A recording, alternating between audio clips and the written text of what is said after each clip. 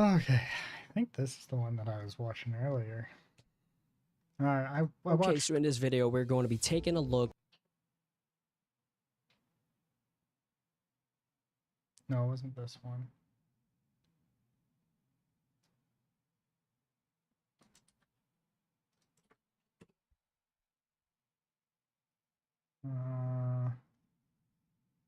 This one.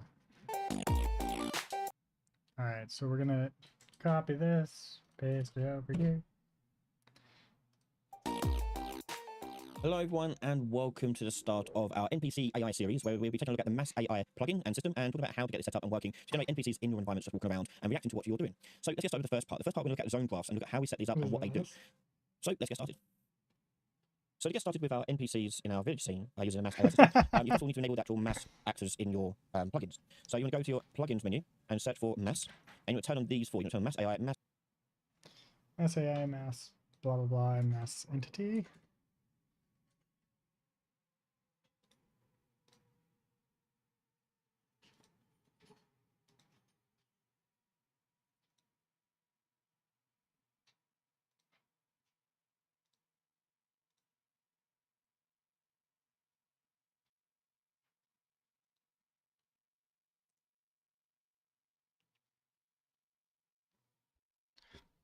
Once we have the mass AI in, I can start laying down more city.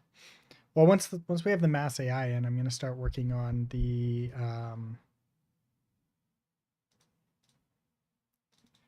getting the roadmap in. Once we get the roadmap in, it's just game over from there, right? Everything comes together. Okay. So let's make sure that we've got plugins. We have none of it.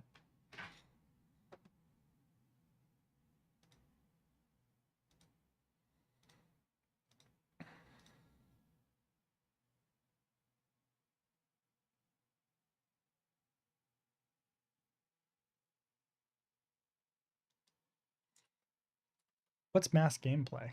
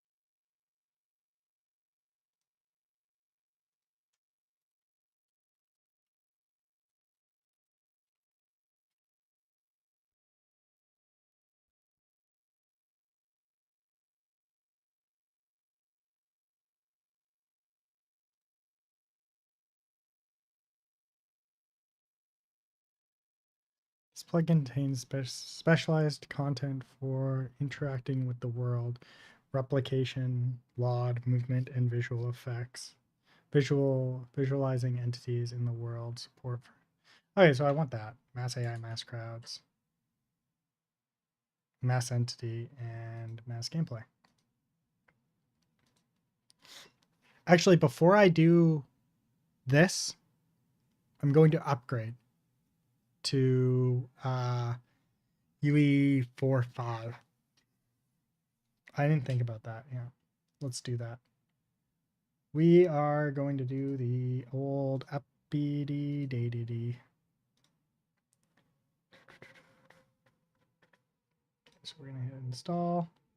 It's already installed. Beautiful. We can close this. I'm going to come over to here. I'm going to go Traccoon. And we're going to switch Unreal versions. You know what I should do?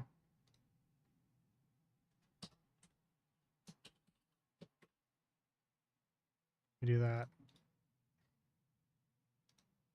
Now, I don't usually do something like this, but just because I don't have this set up with Git yet, I'm going to do something like this.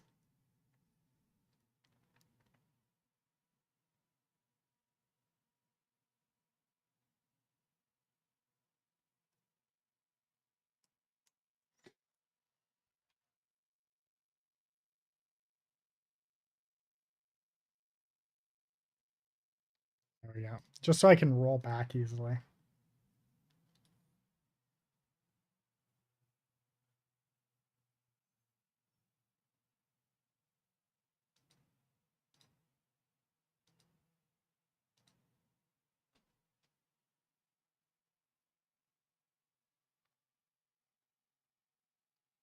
I don't think this is going to change anything realistically, but just in case. Because I think I've got the most up-to-date version of 5.4. Yeah, I do. Oh.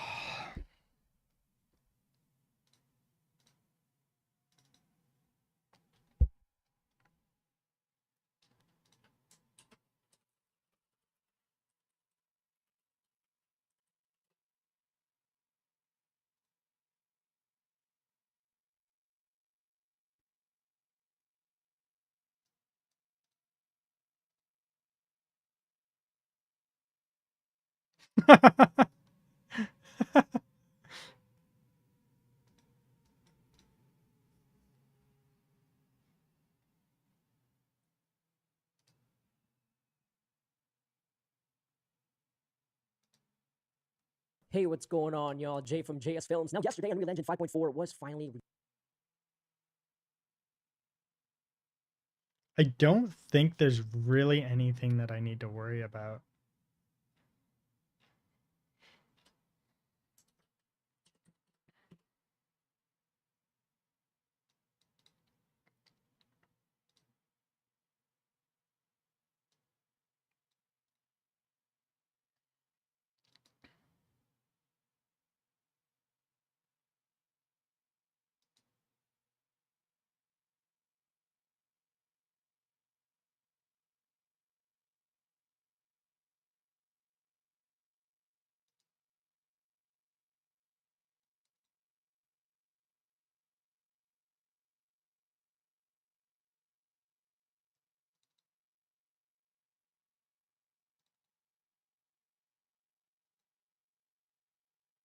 We're not using that, so we don't have to worry about it.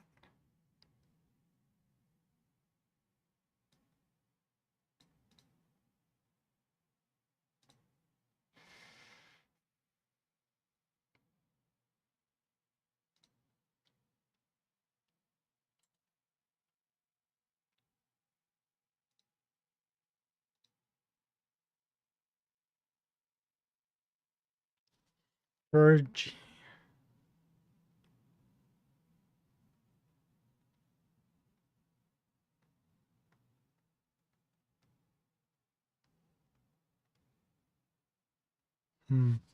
This might affect me because it has to do with...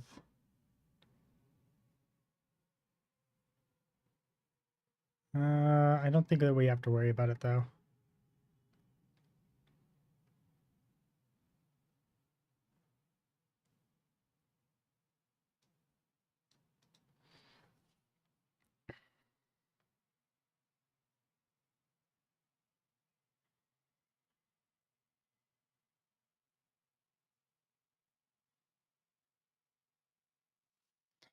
Yeah, we're not using that one. That's fine. Sweet.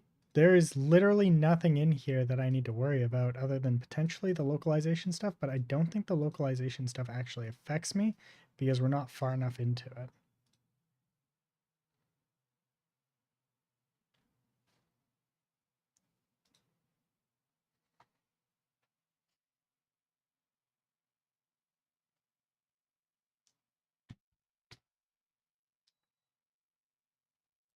Let's do standing desk.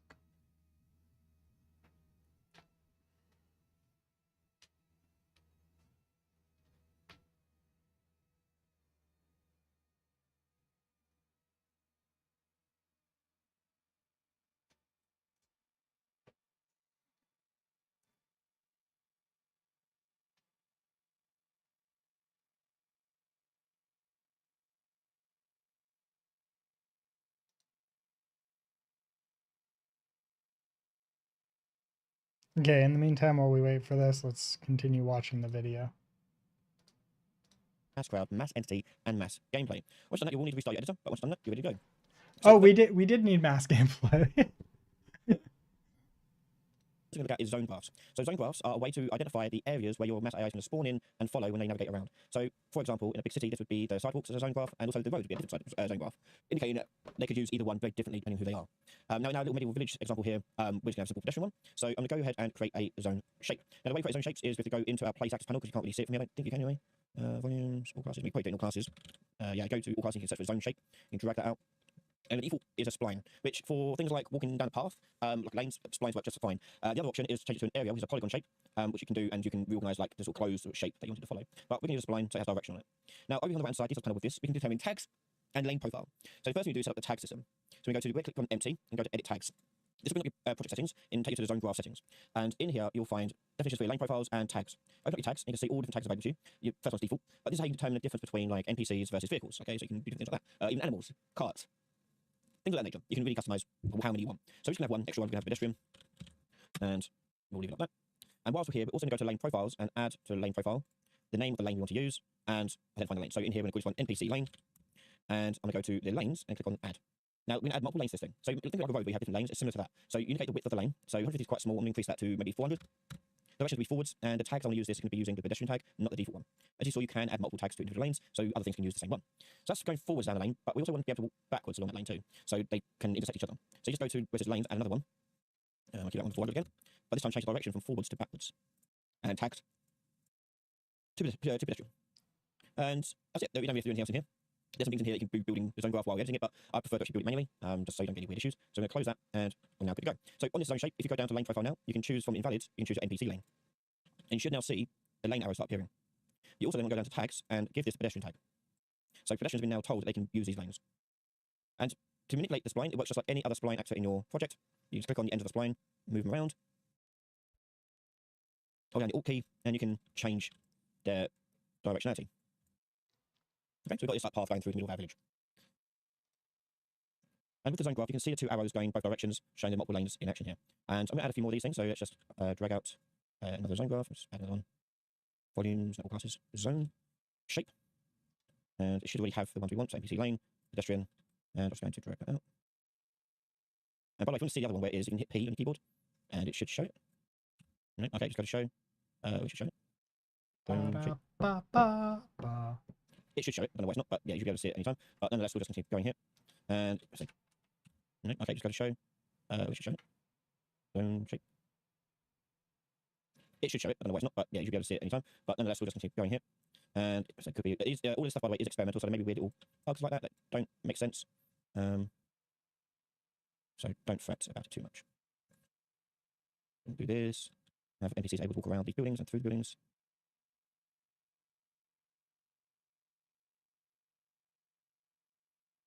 And I don't have to line up perfectly because later on, when we build out the AI to look for these lanes, you can give them a sort of radius to search around so you can find it. It's bothering me that you can't see the navigation, but never mind. It was working for me the other day. No, I don't know. Okay, so we're going to add another one, and I'm going to do one that goes in I here. think there's a build step later that search for he shows zone. off that shows you whether or Zone not shape. you can or cannot, like Then how we want the it's done. pedestrian tag. So we'll just deal with it then. Oh, one. There you go. Like so.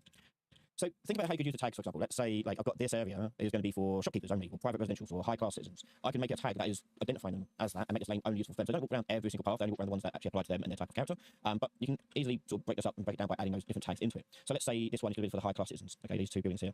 And so this path here, we're going to make it exclusive for them. Okay, so I'm going to go down to my tags, edit tags. I'm going to add another tag to it. And we'll do high-class NPC. And I'm going to go to my different lane profiles. I'm going to make a new lane profile. And this one is going to be NPC high-class. And define our lanes. Now these are basically, you can make them the same as other ones if you want. It's no different. Yep, there you go.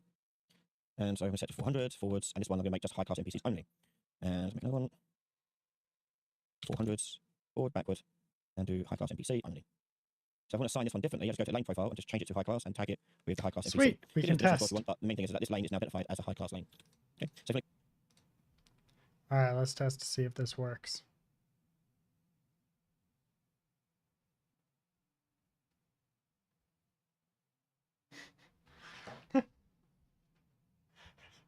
This affected me.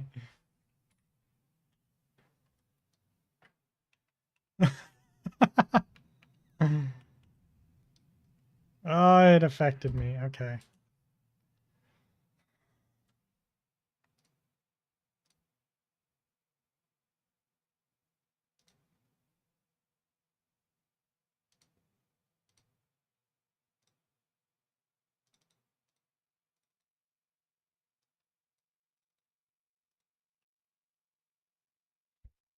Okay.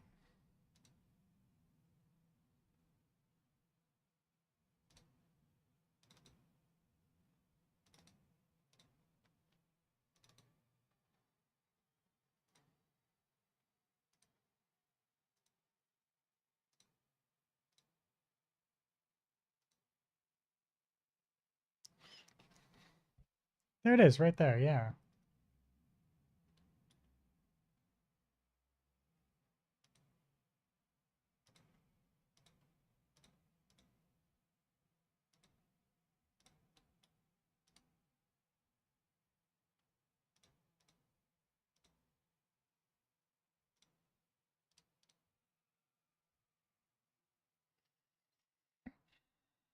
Let me guess. String tables are not a thing anymore.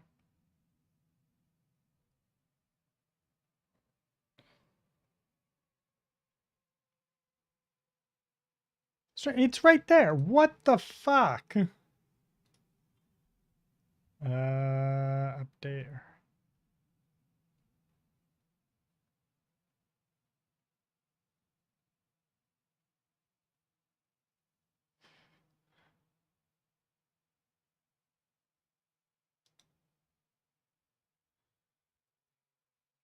There it is, right there.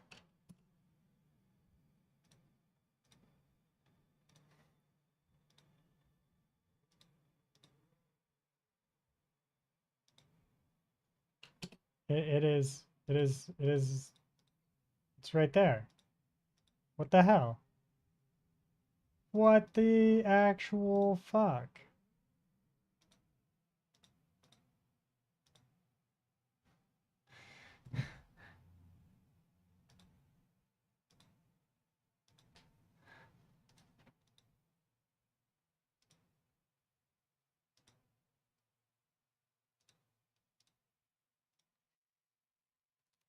Damn it all.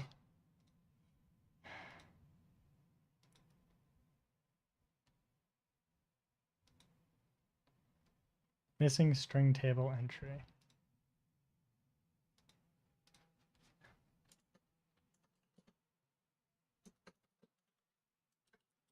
Unreal Engine 5.4 string tables.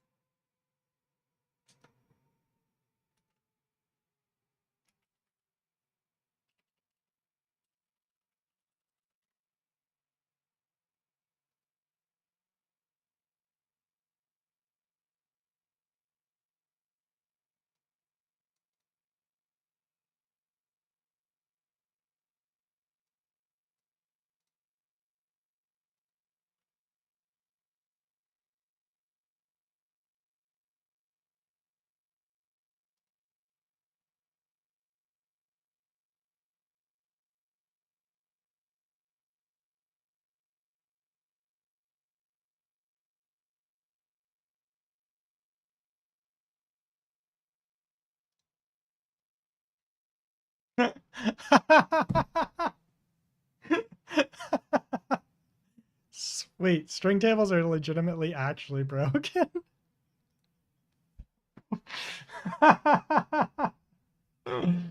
Hmm.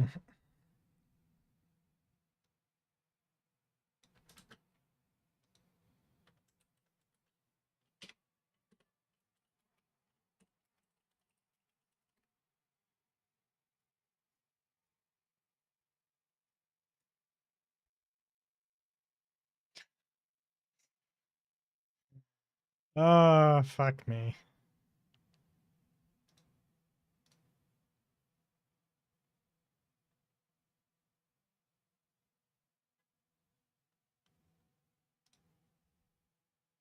One sec, I gotta go say something quickly. Done of this story so far? So I did something silly. Oh boy. Go on. I upgraded from 5.3 to 5.4. Oh no. Mm-hmm. Localization everything. string. No, localization string tables are broken in 5.4. I don't know what that. What was that? What are these words? I'll show you. Can you explain it instead? Because I don't think we're going to understand.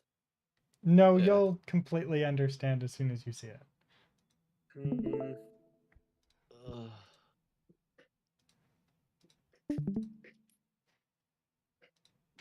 Ah, okay, yeah, that's Easy to understand. yeah, okay, I understand that bit. I Yeah. understand enough. But how do people do things? So what string tables allow you to do is common words that you reuse in multiple different places. So when you send it over to localizers, right? Because they charge you to translate per word, right? You can batch them together. Like if I have 6 versions of resume in my code base and I compile a list of all the text, it will have 6 resumes in there, right? So string table just says, hey, bunch all these together since they're just literally the exact same text. That way you don't have to pay 6 times for it. That's all it is. But that system is broken in 5.4.1 and it's got a fix already in for 5.4.2, but I don't know when that's coming out. Oh well, that's a good thing. We don't have to worry about that translation stuff for a really long time. Yeah, but I also don't want to go through and because you have to like go through and I have to delete this, right? And then come back later and remember to do this and then switch this back to quit, right? Or I just deal with it having missing string table entry, and I'm not sure which one I want. Either that or I go in and actually patch 5.4.1 to fix the problem. Hmm. I think we should restart the whole project. Why? Agreed.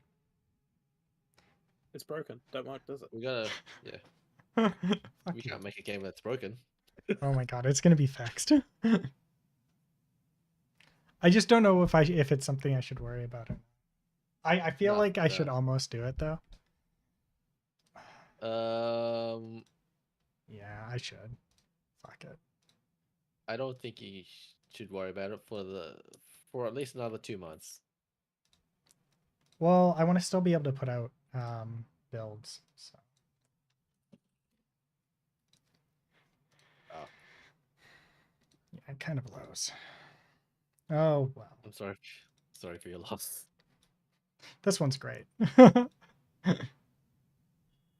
What button was this? Oh, this was replay. Remember how we were talking and you're like, just pick a version and stick to it? Mhm. And then I went You and didn't fucking listen to me. of course not. Sudo doesn't listen to anyone, don't worry about it, man. That's not true. I listen to lots of people. Yeah, and they're all wrong. You don't listen to people younger than you, though, That's not true. despite them being right. Nobody said you were right. I'm always right. British. I don't think that's how that works.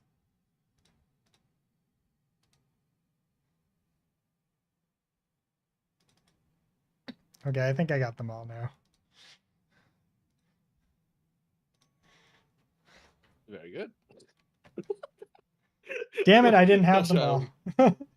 I'm not sure how to comment on these situations. Rest in peace, our discussion about Arknights, right? Hey? I completely forgot what we were talking about. Yeah, same. Fuck. We'll blame Pseudo. Because Why? it is actually his fault this one time. Oh, okay. Because I came in and told you about my stupidity? Yes. You derailed us. Yeah, you're welcome.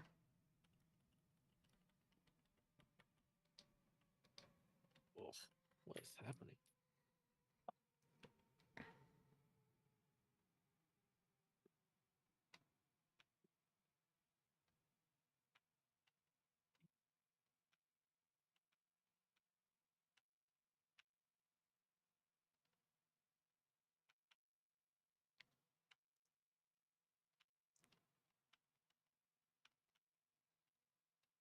I just thought it was funny because Rem and I were having a conversation about it earlier.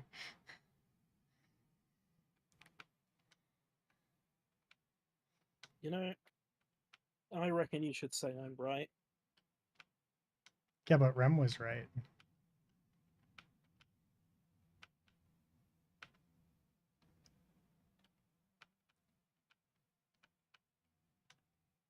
Yeah, I do that sometimes. Okay. I got them all. They're all fixed. All right, I'll catch you guys later. Good talk. Yeah, I'm just Cheers, gonna mute Pseudo. myself now. Yeah? What's up? I said cheers. Oh, cheers. Good luck. Thanks. Godspeed, soldier.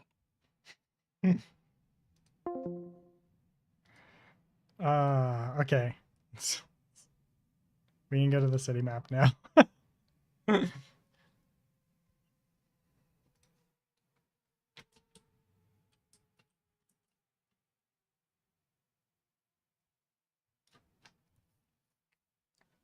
Let's make sure that we have all of our plugins installed. Still experimental. Why? Why? Oh well. Okay, let's go. That's not what I wanted. Not what I wanted at all. No. No, bad. Okay. Want to keep them like in their sort of areas? You can easily do that with this stuff too. This tutorial is like almost done. This is So there you have like it. We've now all got zone it graph is. set up, and we can now define where our NPCs are walking to and walking from. Now, next part, we're going to actually add our NPCs to the zone graphs by manipulating their data assets and configure them for mass. The name of the lane you want to use. First, we'll need to enable the actual mass actors in your plugins. So you want to go to your plugins menu and search for mass. And you want to turn on these four. You want to turn on mass AI, mass crowd, mass entity, and mass gameplay. Once done that, you will need to restart your editor, but once done that, you're ready to go. So the first thing we're going to look at is zone graphs. So zone graphs are a way to identify the areas where your mass AI is going to spawn in and follow when they navigate around. So, for example, in a big city, this would be the sidewalks as a zone graph, and also the roads would be a different zone graph, indicating that they could use either one very differently depending on who they are. Now, in our little medieval village example here, we're just going to have a simple pedestrian one. So I'm going to go ahead and create a zone shape. Now, the way we create zone shapes is we go into our place access panel because you can't really see it from here. I don't think you can anyway. Volumes, all classes. We probably do it in all classes. Yeah, go to all classes, you can search for zone shape. You can drag that out. Okay, so zone shape.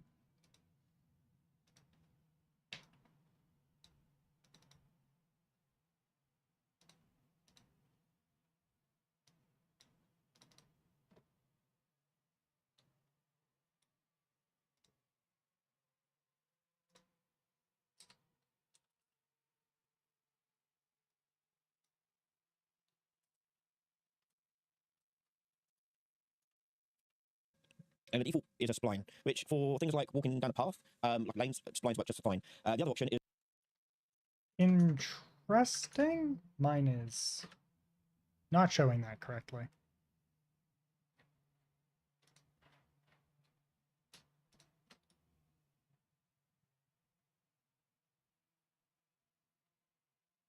Let's save this and we're gonna reorganize this. I just need my mouse back.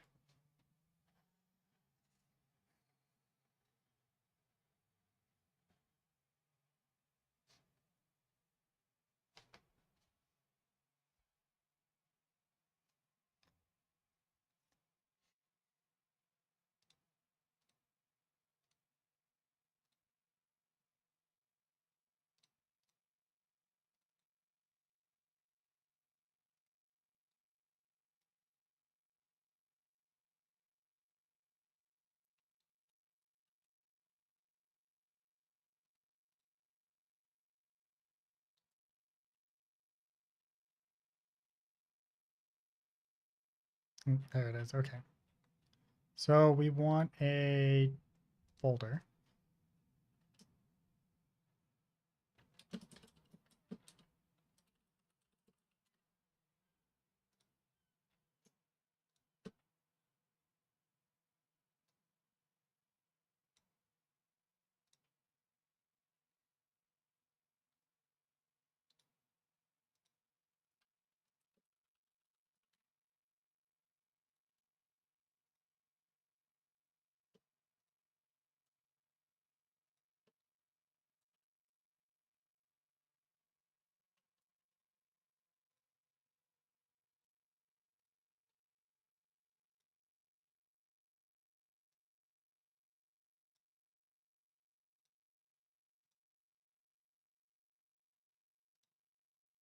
What would these be?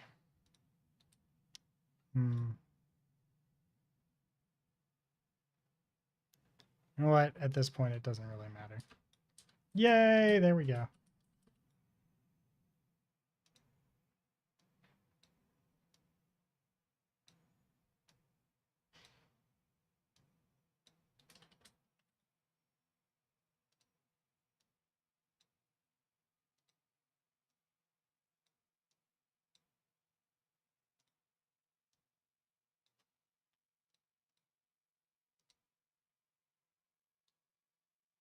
Mine looks different than his.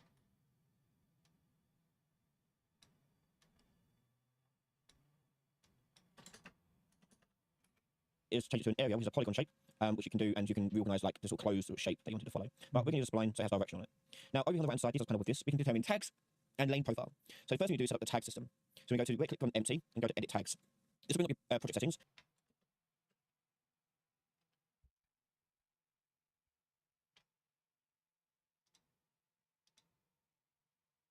There we go. And take you to the zone graph settings.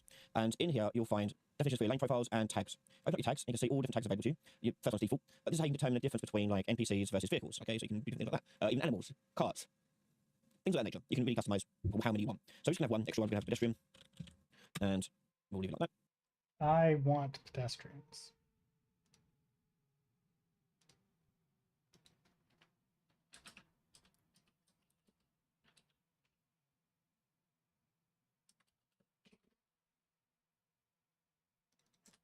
I also want to make sure that I spell it correctly.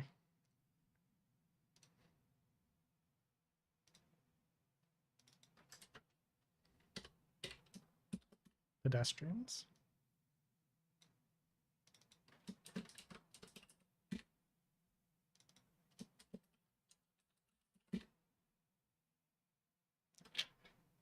For now, that works. Winning! Okay. So then, I think there's another thing that we do in here. And whilst we're here, we're also going to go to lane profiles and add to the lane profile the name of the lane we want to use and identify the lane. So in here, we're going to Lane profile, none.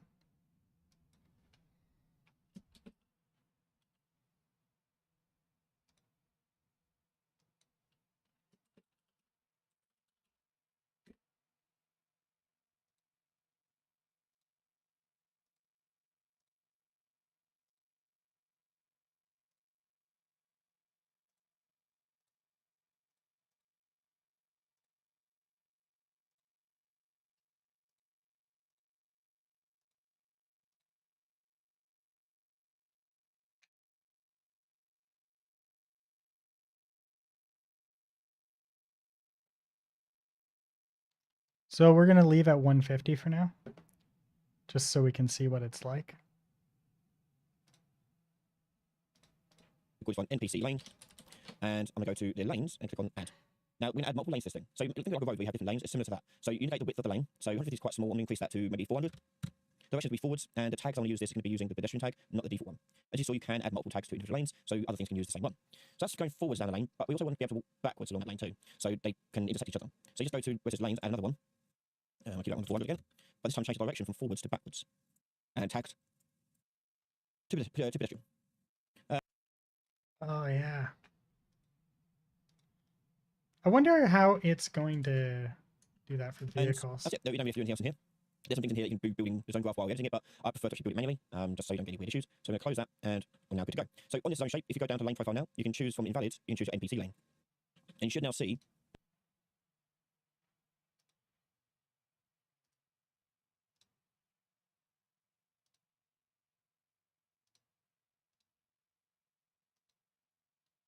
There we go.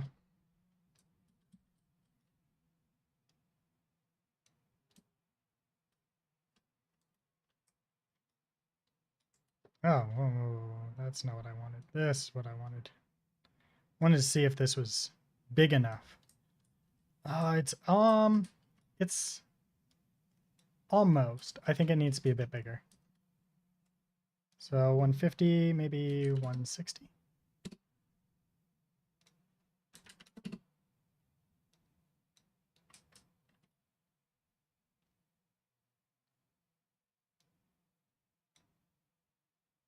Say 200.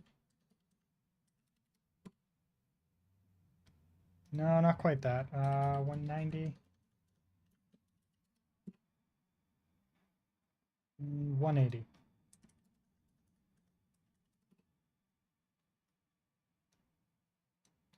Yeah, there we go. Okay.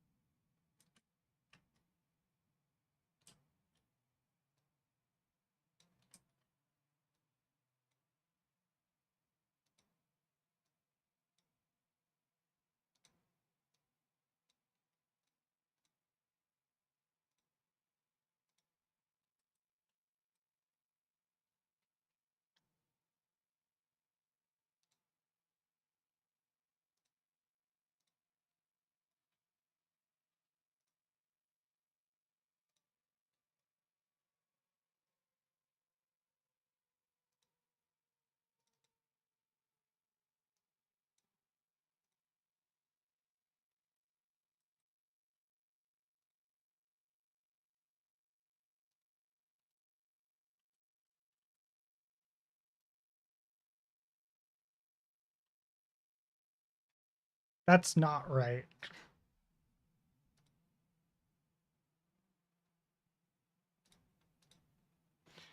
That's the one that we've got. That's not right either.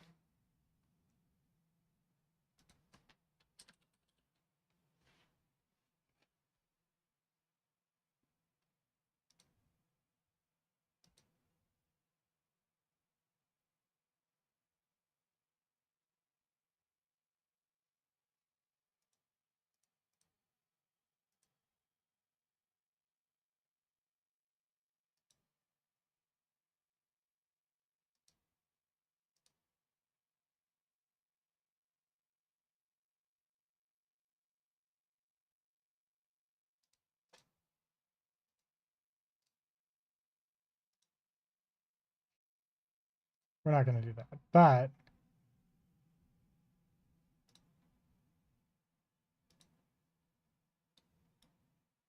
there we go. Save. Now, if I go into here and I show collisions, there we go. Now it's just for those ones too. Like the rest of them are fine because they're just boxes. But these ones specifically had fucked up collisions and it was going to cause problems. Collisions. There we go. Now, if I come back down here, I grab these zone shapes. We're going to create a new here, create folder.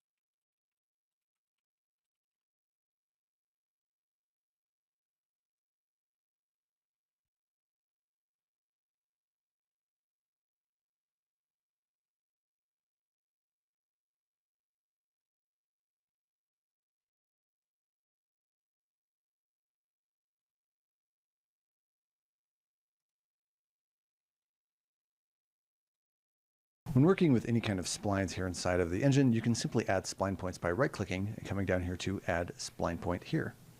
You can then go ahead and move them and rotate them as you would expect, and if you want to go ahead and get rid of it, simply just select it and press the delete key.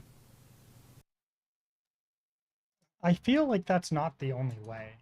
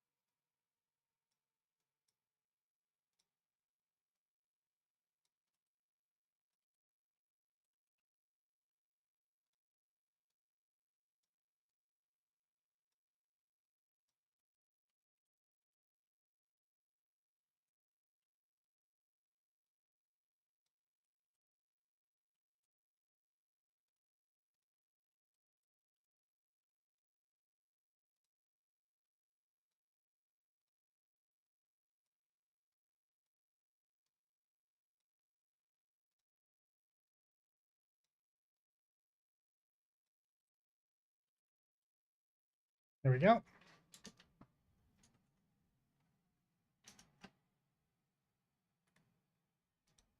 The lane arrows start appearing. Citizens. Okay, these two buildings here. And so this path here is forward, backward, and do high class NPC only. And after. So there you have it. We've now got zone graph set up, and we can now define where our NPCs are walking to and walking from. Now, next part, we're going to actually add our NPCs to the zone graph by manipulating their data assets and configure them for Mass AI. You can watch the next part right now on patreon.com/Ryan. Hello everyone and welcome back to our NPC AI series. In the first part we were taking a look at the Mass AI zone graphs and we got them into our scene, into our little village, and now in this part we're going to be working on the config asset, which basically defines how the Mass AI is going to work in our area. So let's get started. So the next thing to do on our Mass AI system is to create the data asset which defines our Mass agents. So the way the Mass AI system works is you're not dragging in all these NPCs manually, because if you think about like a giant city, that would be almost impossible. So what you need to do is basically tell the Mass system how and what is to be spawned in and how they're going to behave. And that's all defined via a data asset. So you're going to go into your browser and you go to miscellaneous and choose data asset. Do do do do do do do do do do do do do. NPC.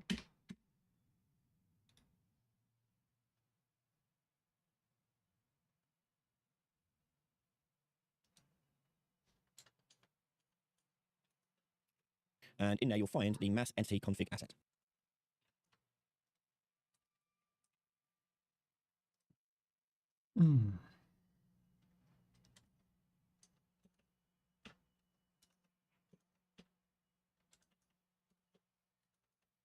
Let's see what he names his. Click select, and we'll call this one DA NPC config. That's actually what I was gonna do too. DA.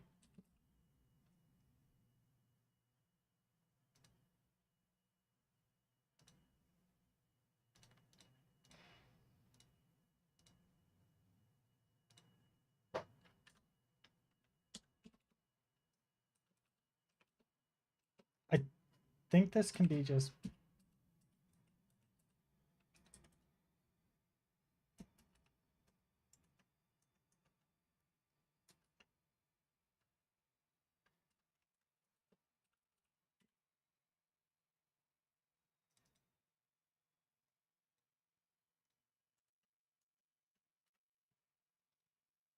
And we'll open this up. So inside here is where we define literally all the behaviors and all the things that your Mass agents can do. And a lot of that's going to be, first of all, setting up where it's going to get information from, and then talking about what's going to do that information. So once that finishes loading up, and you'll see here we've got traits, we can add array elements to it. And the first trait we can do is going to be an assorted fragments trait. This is basically what data is it going to go fetch in. And if you Assorted fragments? Okay.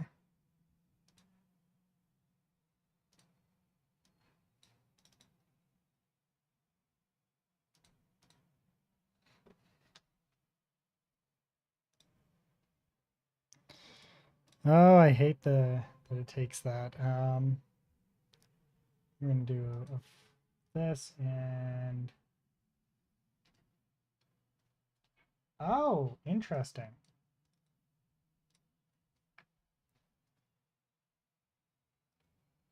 Initialize the entry entity with capsule component radius. In addition, if B sync transform is true, the trait keeps the actor capsule component and entity transforms in sync. Interesting. Mass agent feat localization sync trait.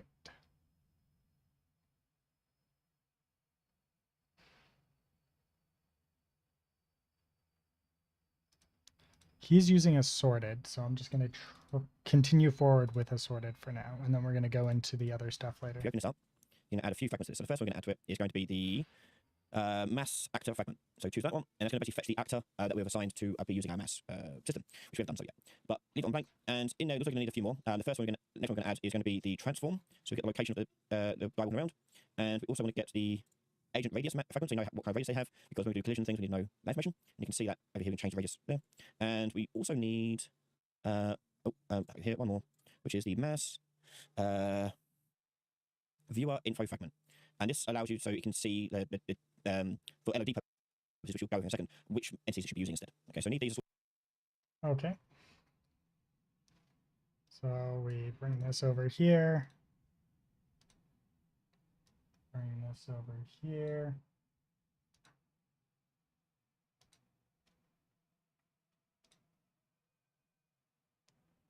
These are fragments. It's got 4. All right, and this is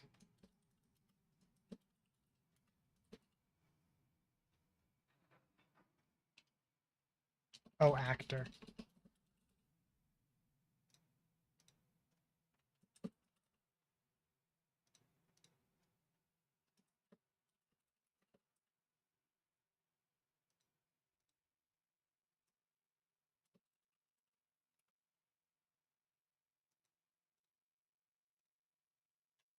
Sort fragments first of all. You can close that, and then we're going to add another one, which I've actually already done, for index 1 of the traits. So the first index we're going to add here is going to be agent capsule collision sync. This is going to sync up the collision of the capsule to the characters walking around him. And you can open these up, and in here we're going to turn off sync transform because we don't want it to move around because of it. We want it just to sync the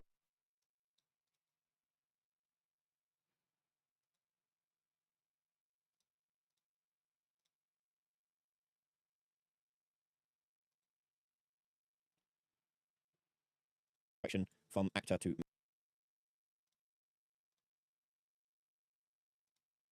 mass. No, sorry, mass. Actor to mass, yeah. We then want to go and add another trait, and this one's going to be agent movement sync. And this one we want the mass AI to move the agent around. So I'm going to change that to mass to actor. Add another one, and do agent orientation sync. And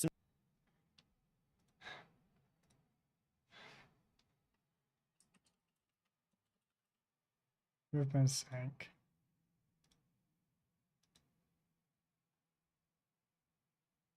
Mass to actor, I think it was. similarly, you're going to move the agent around. So I'm going to change that to mass to actor. Yeah. Add another one, and do agent orientation sync. And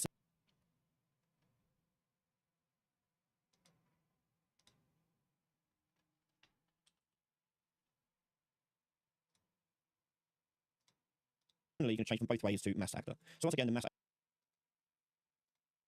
AI is telling them which way they should be looking, which way they should be going, and which way how they should be moving. Okay, so that's getting the data and sending it back and forth to basic data.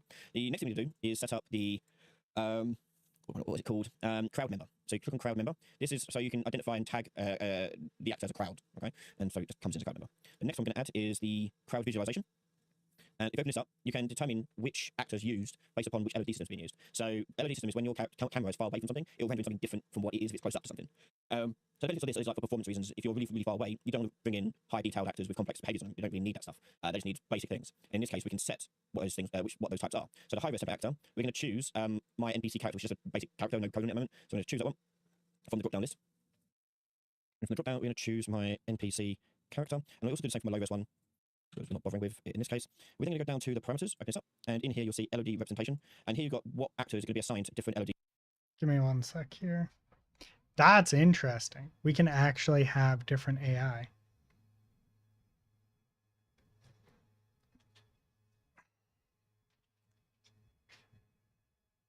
That's going to be something that we're going to have to work with.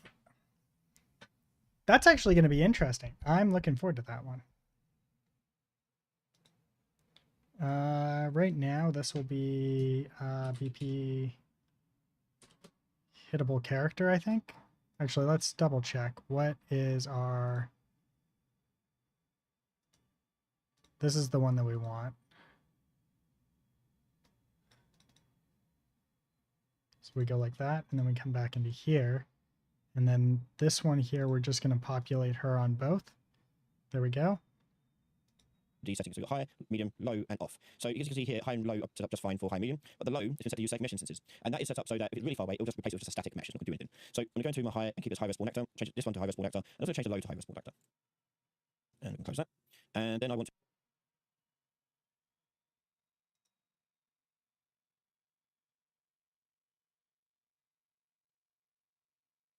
go down to LED parameters and then do LED max count. And this tells you how many is it going to spawn when it's far away, so how many could it spawn. And we've got 10 for high, 20 for medium, low 500, and off you can have quite a lot. So you can leave it like this if you want. Also, if you want to increase it to this, you can do, but for now, we can leave it as is. But if you want to increase it, that's where it goes. And once you've done that, you can close the crowd visualization trait. Okay, next one. We're going to go in here and add in there's quite a few to add, so let's go to add avoidance. So avoidance is how it's going to avoid other actors on the path, on the lane. So I need that one. The other one is its movement. So click on movement. We go in here and add in there's quite a few to add, so let's go to add avoidance. So avoidance is how it's going to avoid other actors on the path, on the lane.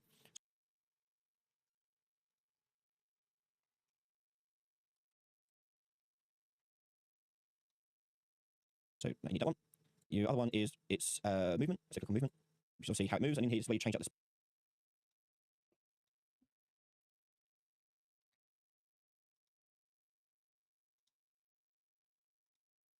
speed of the character when they walk and move. So it's not controlled by the character movement behind anymore, it's controlled by this. Okay, so this is where that will go.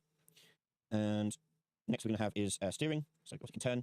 And again, you can tweak the steering that I have in here. I'm going to leave it like that. Add another trait.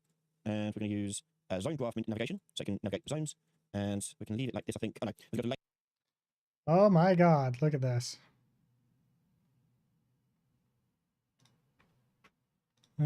There's so many. So many. Steering. I don't think he did anything for filter. steering. Controlled by this. Okay, so this is where that will go. And next we're going to have is steering. So of course you can turn. And again, you can tweak the steering that I have in here. I'm going to leave it like that. Add another trait. And we're going to use zone graph navigation. So you can navigate Zone. zones. And we can leave it like this, I think. Oh no, we've got a lane filter and change any tags to be using the pedestrian or high class tag. We'll make them use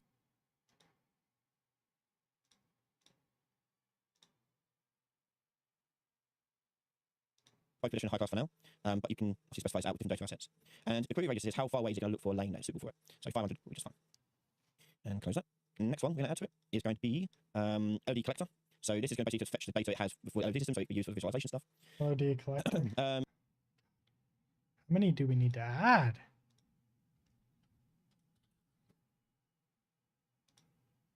A smooth orientation, so if you want to turn smoothly and like interpolate between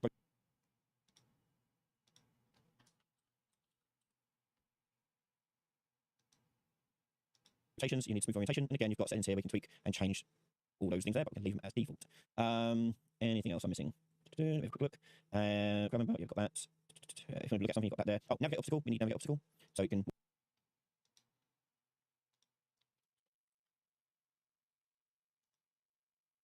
walk around objects. And we will need state tree eventually, but we'll do it in the next part. I think that's it for now. So we're going to hit save and close this. Now, again, spawning and using this, we have to go to our NPC and add in our mass agent component. And this is a way to find. Okay. So now we want to go to this one. And we're going to add in the mass agent.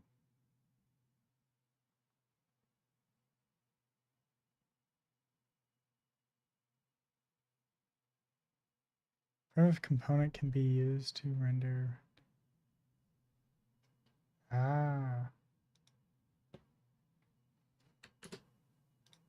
Find your agent over here. So go to parent and choose a data asset. And below that, you can add more traits to it if you want to add specific traits that are particular to this type of character.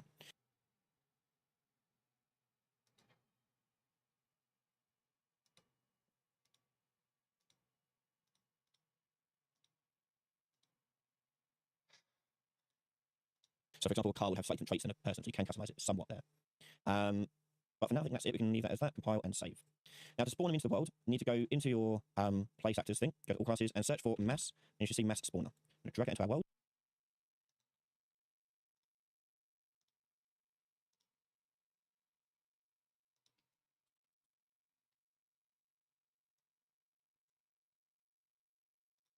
And on the right hand side, we can choose the count of how many we're going to spawn in. We'll do 10, for example.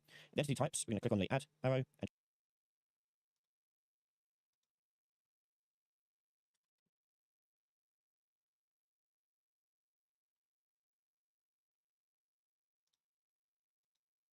choose our entity config. For add more, you can do, so you can like change proportions of them, so you can have like 50% one, 50% the other, or however you want to break it down. We've only got one, so it doesn't really matter. On the spawn data generators, this is where it's going to spawn the object. So you've got two options for this. You can add a zone graphs, or you can add EQS spawn points. We've got zone graphs, so we're going to keep it on zone graphs. And again, you can add multiple to that if you wish to as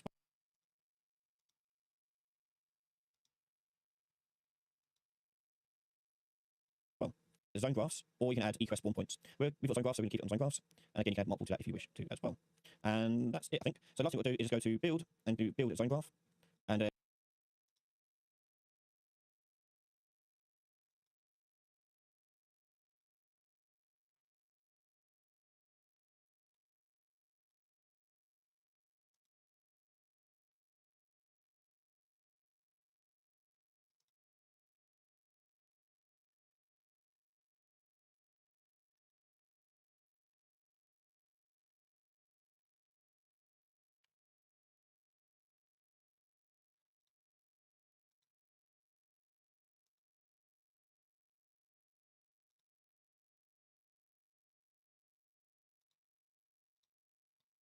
There it is. Beautiful. there you go. Now you can see the zones and where they're placed in the world. Excellent. Okay, so let's push simulate. And you can see our characters are now spawning in and added to the world. Okay, so now if I hit play, if all is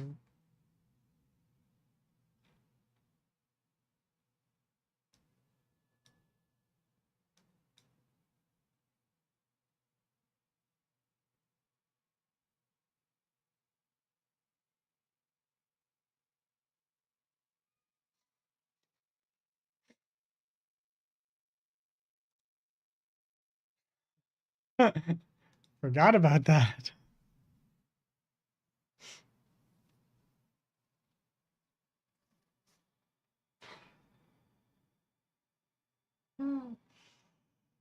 Uh,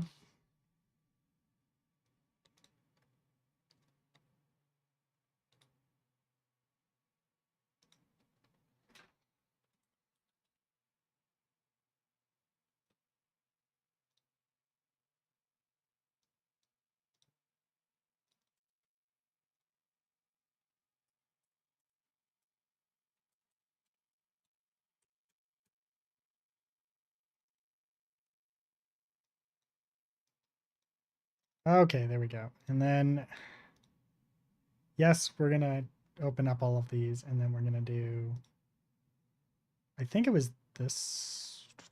No, it was it this one?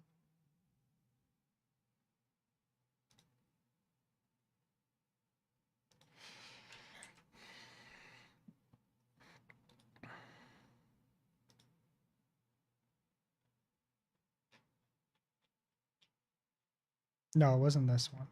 But if I go to here, damn it, I have to go back.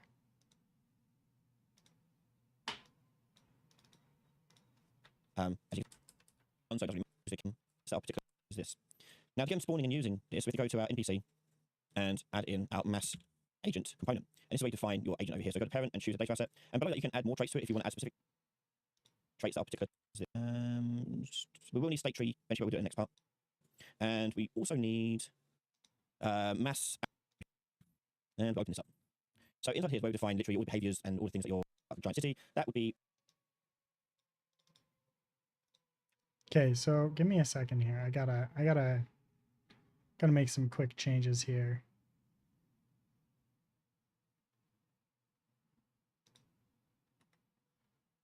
Well, to start, we're gonna make sure that we're not spawning the wrong things. So maps, city map.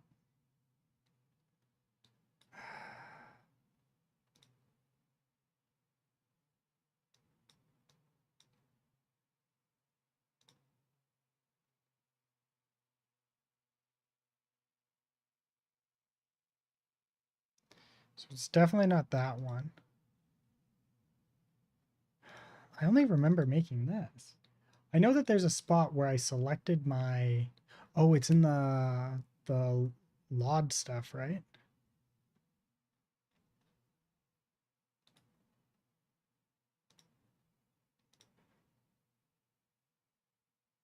So crowd members? No.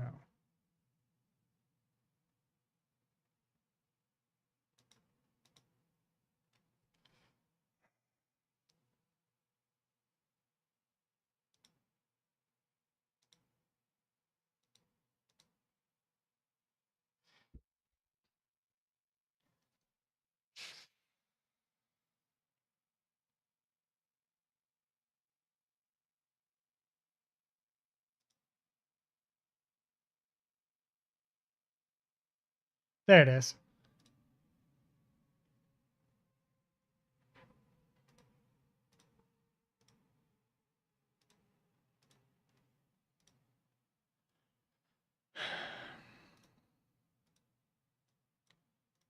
I'm 2%, I'm 50% sure this is going to not crash this time.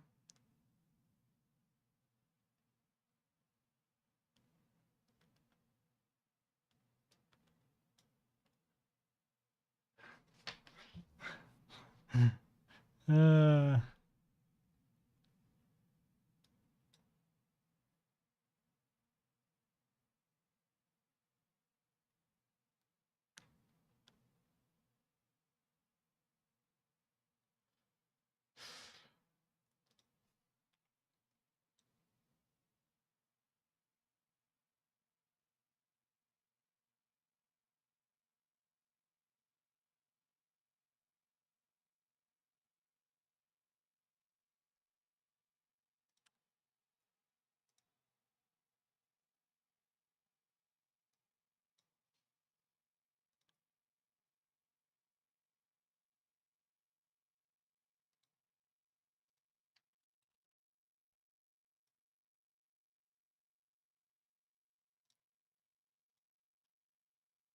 not entirely sure where I'm going wrong here.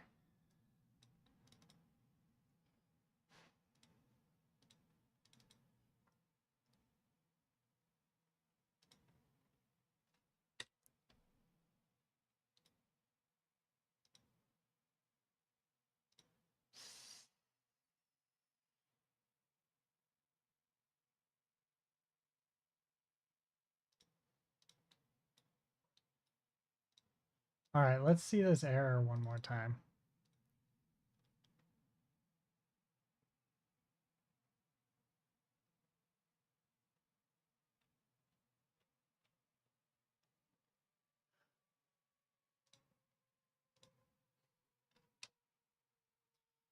All right, let's crash.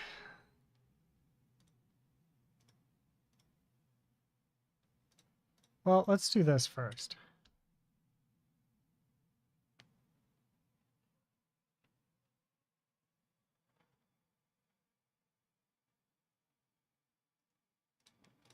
We don't want to do that.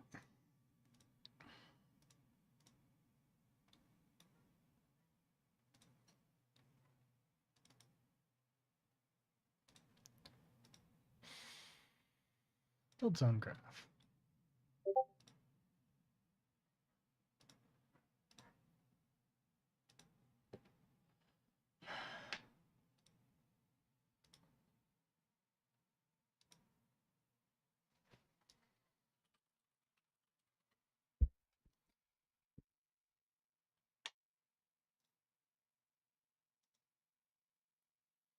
Wait for the crash. There's the crash.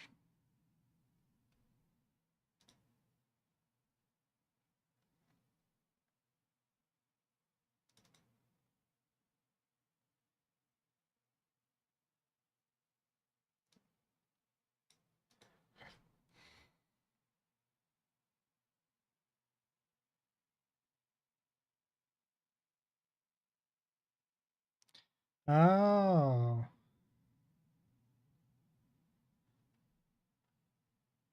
Here we go.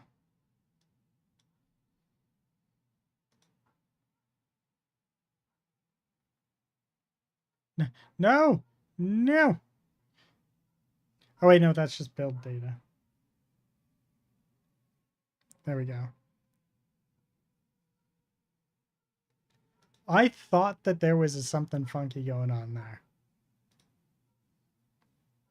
Invalid F static mesh instance visualization decal is passed. Check contained mesh. DA pedestrian. Agent radius fragment was added twice.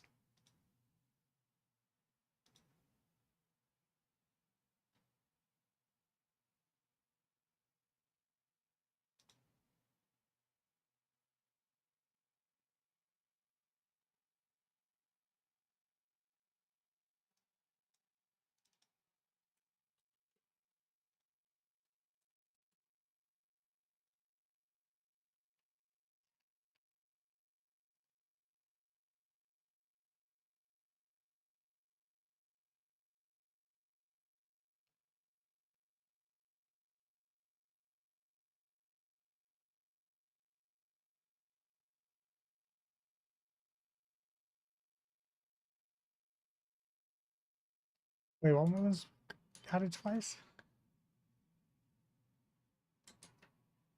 I only see it once.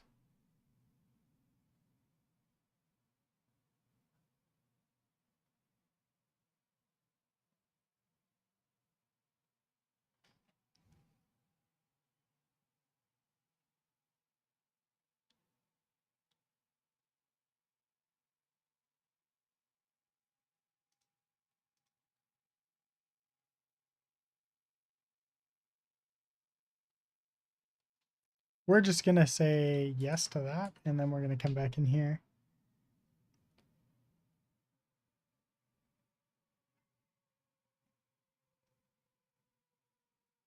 Oh, here we go. Movement.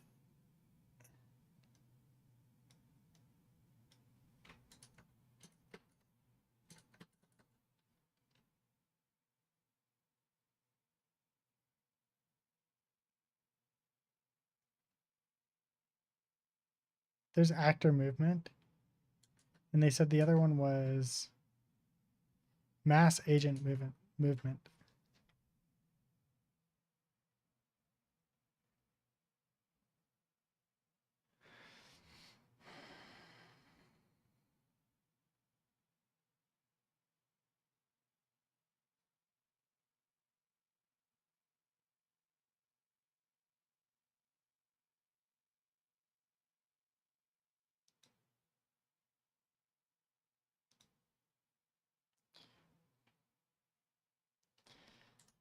Let's see.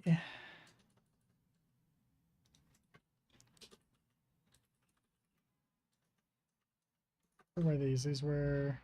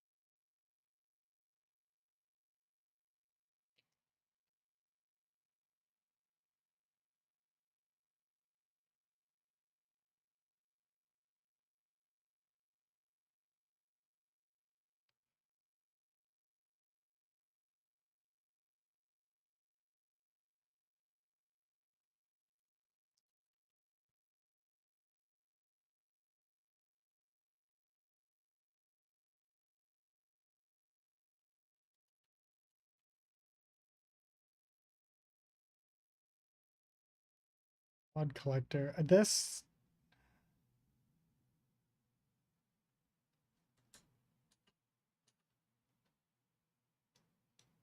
Okay, so I can't find the mass agent movement sync trait.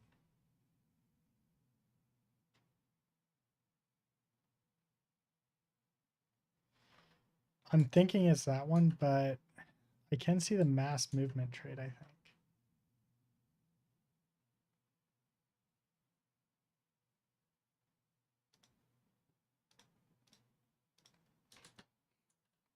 And the last one is mass assorted fragment trait and mass lod clade. We're just going to delete.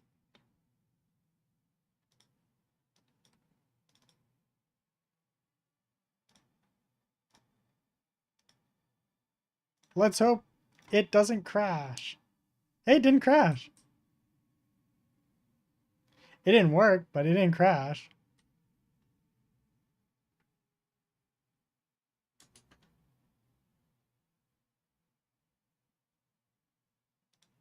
I wanted that log.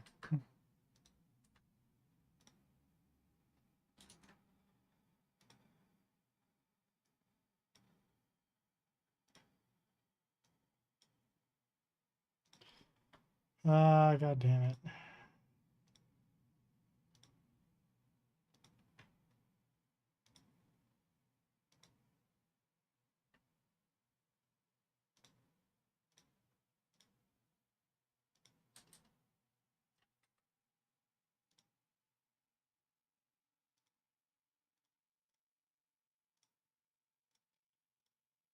All right, let's try some of our other frickin' things here.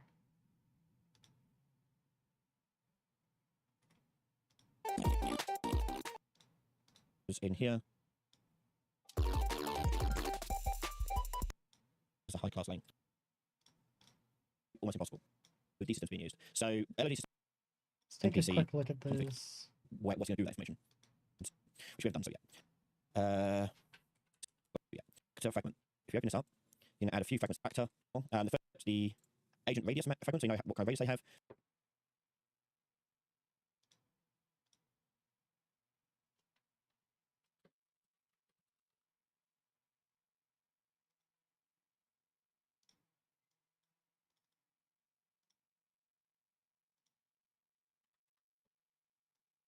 That one didn't cause the crash.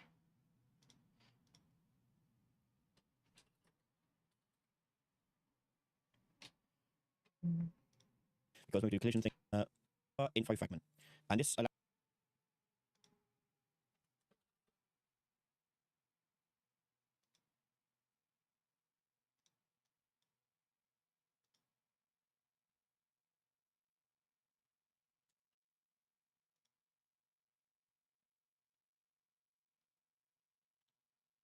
Okay, so we can safely remove the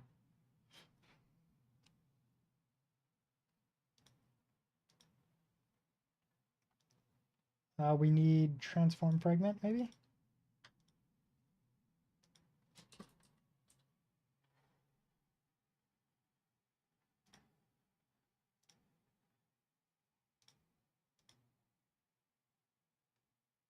Transform fragment's the one that's causing the crash.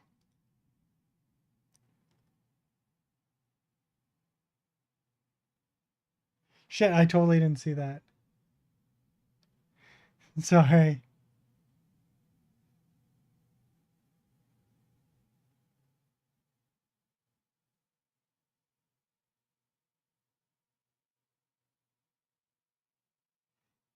Stop everything. They filmed the tea stirring and played it in reverse on the ad. So the spoon coming out of the tea is both dry and clean. I am losing my mind. I am so confused. Can you please link this so I understand what the fuck you're going on about? Also, sup Metadono and Fox. Sorry I missed your messages. I was very deep into this shit.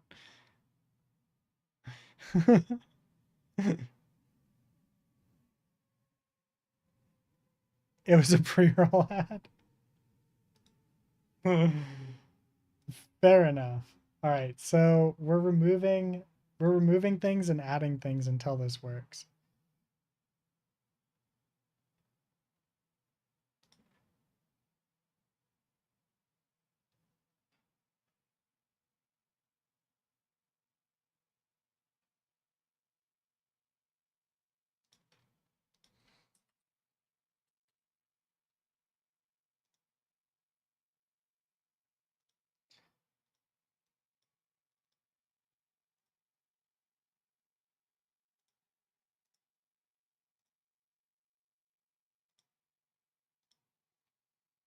Okay, didn't crash. Whew.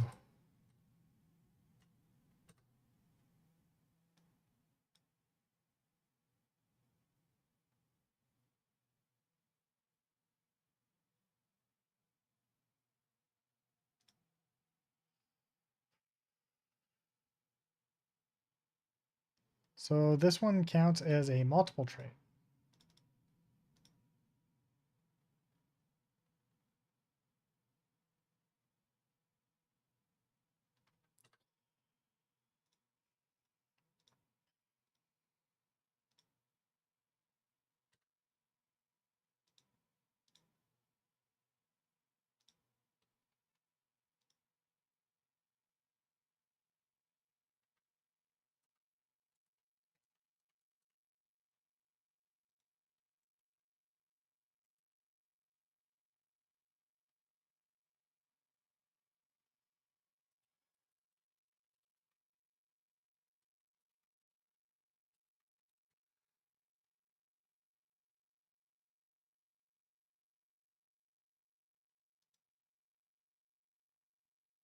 I think things are coming along.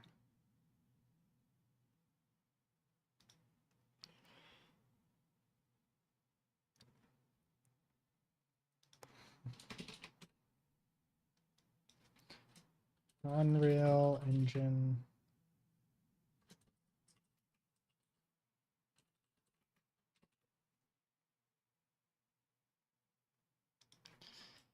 Unreal Engine documentation.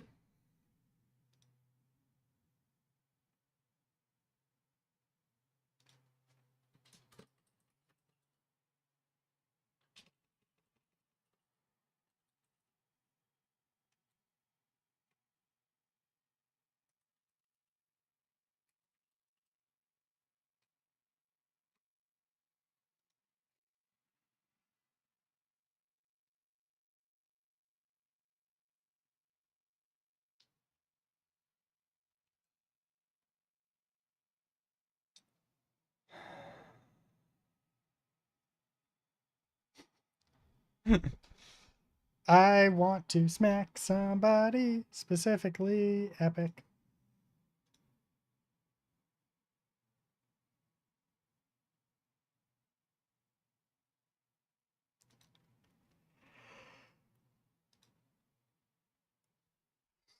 Sorry.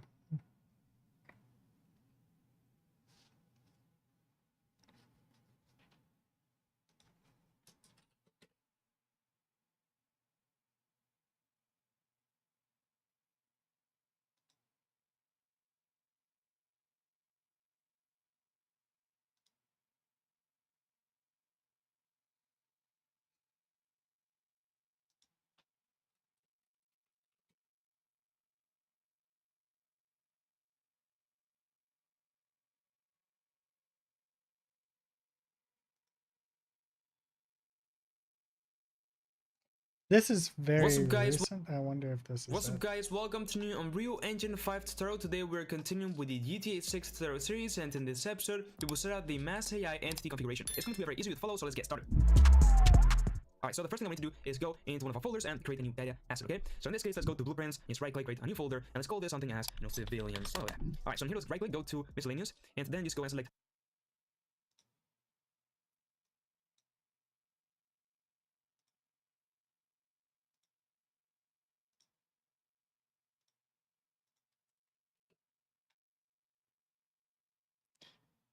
Mm.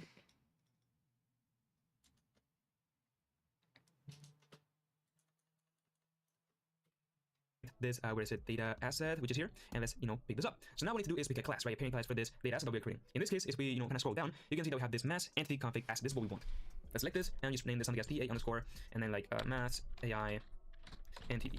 All right, and now with that said, we can just go ahead and double click to open this up. So in here is where we're going to be adding the different traits to this kind of configuration for this specific entity that will spawn, and the traits are going to be kind of like features, right, that these AIs are going to have. So instead of creating all the logic and features and everything in a blueprint, we're going to have it in this data asset. And it's just how, the Mass AI plugin works and how it, operates to be more performant, right? So the first one that we're going to be added is going to be called this assorted fragments, okay? And inside of this assorted fragments traits, we're going to add another trait. What is this trait going to be? Well, we want things as, for example, the mass actor fragment, okay, which is going to have reference to the actor itself. Then we're going to have another one, which is going to be the transform fragment, right, where you need access to the location, rotation, scale, and everything about this entity that we're spawning. Then we will need another one, which will be the agent radius fragment, and it is basically how much space the agent will kind of take up when moving around, right? For now, for it will work as default, and then we need. Okay, so for right this moment, I think what we're going to do is create a. Actually, we're going to finish watching this first, and then we're going to create a mass viewer, okay? Or mass viewer, I think it was mass. Yes, mass viewer info fragment, and this will give us some information about the mass that we're seeing, and we can also display kind of a gizmo later on and when debugging. Okay, so what we're going to do is we're going to come along here and we're going to delete all of these. We're going to hit save. That's cool. So there's definitely a issue with this specific character. So what we're going to do is we're going to go into our blueprint. We're going to make a new character, right? And we're going to do that by coming into here and we're going to say, hey, this, we want to reparent you to just a character. There we go. Save. And that should hopefully fix this problem.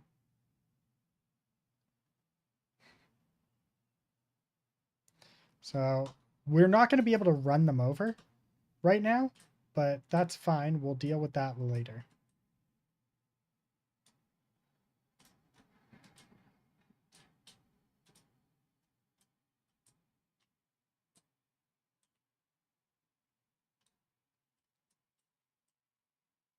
Whee. Okay.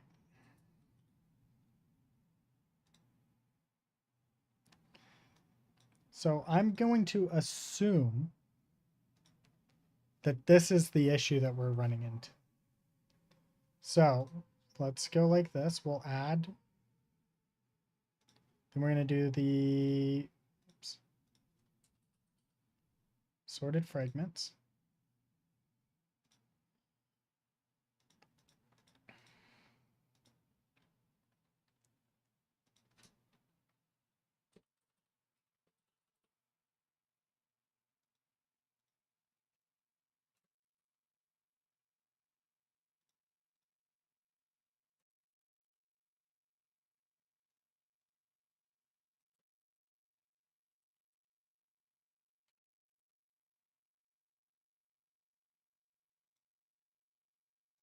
Allows you so it can see for LOD purposes, which we'll go in a second, which Oh, that's a different one.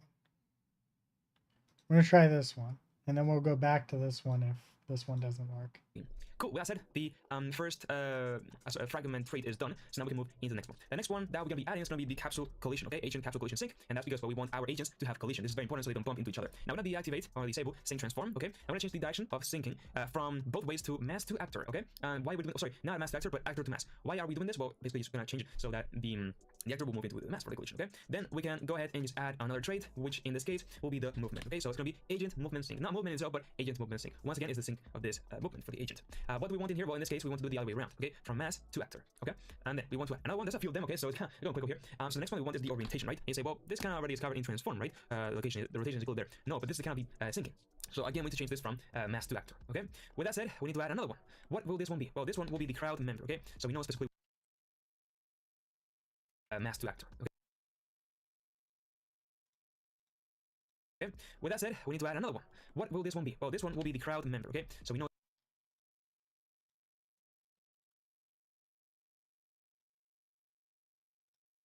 specifically what kind of member it is from the whole crowd, right? It's kind of its ID.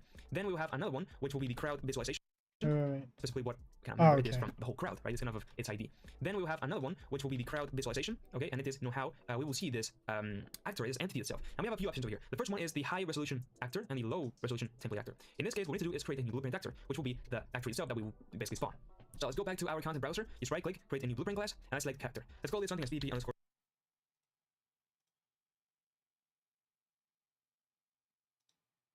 There we go. Civilian AI.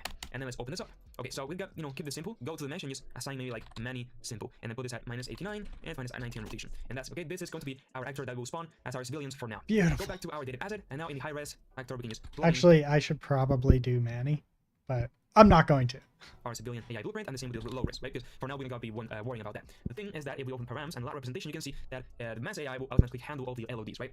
The level of distance. So the further we are away from the entities, the lower quality they will have and so on, right? So high, we have a high res actor, medium, low res, low, it goes directly to a static mesh, so we use a single model there not moving, so performance will increase, and then off, it just disappears, okay? Cool. So we can keep that as default. Of course, you can modify that. For example, with medium, you still want to have a high res actor, you can, but for now, let's just leave everything as it is. Cool. So that is with the crowd visualization. Now we need another one, which will basically consist on avoidance, okay? And this is basically, how they will detect and avoid other agents with their collision. We're gonna leave all the parameters as default, okay? Let's add another trait, and this will basically be the movement itself, okay? And yes, we will control all the movement speed, acceleration, and so on from here, not the movement component from the actor. Okay, it will be everything from here. Then another one, which will basically be steering, so they can kind of, know when they want to turn and so on. And again, some values if you want to change the reaction time and so on. Then we have the zone graph navigation, and this is basically just, moving around the zone graphs that we added in the previous episode, right? Because the zone shape, gonna pull this around. So for now, we need to add some lane tags, which are the civilian in this case on any. And that's how they will kind of spawn on there. And then of course you can change the query radius, but for now, this will be good, right?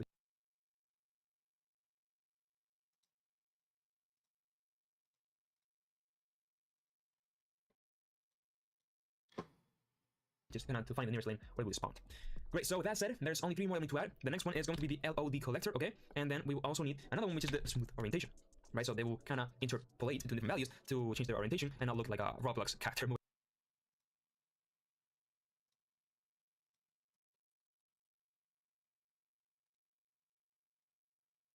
around. And then the last one is going to be the navigation obstacle, okay? So they can, kind of not only detect obstacles in other entities, but also in the environment and their navigation. So with that said, we are all set to go, okay? The only thing that we need to do is go to our civilian AI and add the mass entity or agent component. So very important, with the mass agent selected, we need to apply this data asset that we created. So in the videos panel, entity config, we're going to add that VA mass AI entity. Cool. With that said, I think that's already added. It is. Sweet. we can compile save, and now just close both of these, and we need to add one more thing into our level in order to spawn these entities or agents, right? So we need to go to the quickly to attribute section, go to all classes, and with the cursor on top of this panel, we can add, or start typing spawner. We can see this mass spawner. Let's drag it to our level, and now we have a few options here in the spawn category. First of all, we count how many. Let's put, for example, 5 for now. Then the entity types, right? What types are we spawning? Well, in this case, will be only one type, which is the generic one that we create, which is mass AI entity. In the future, want to add more, right? For their own behavior, like for vehicles, policemen, or whatever, you could create another one of those and change their proportions. And then for the data generators, we can just add this to pick a zone graph, right? We can also use an EQS spawn point generator. You can find a spawn point in, I don't know how to calculate in a level, but we create the zone graphs, right? In the previous episode, so we're gonna be using that. And then with that, we are actually pretty good to go. The only thing that we need to do is go up into build and click on build zone graphs, and just All right, so we're gonna build zone graphs one more time. take a second, there we go, and that's it. So now our zone graphs cannot build some data, as you can see here at the level. So we can save, press play, and if we let everything go ahead and just load for a second. Okay, let's see if we crash. Oh, we didn't crash. No, now we crashed.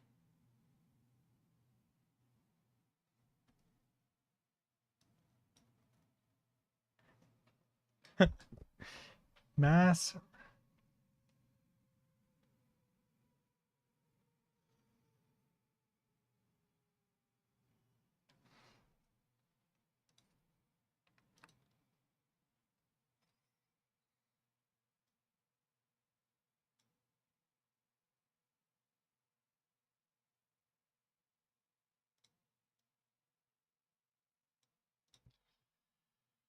Ah.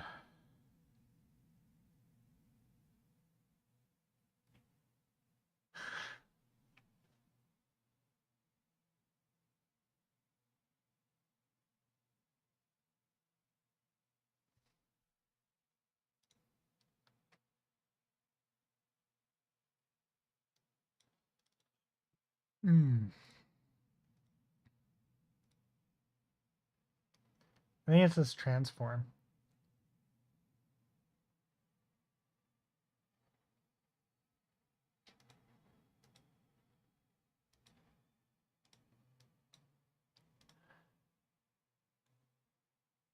It was not the transform.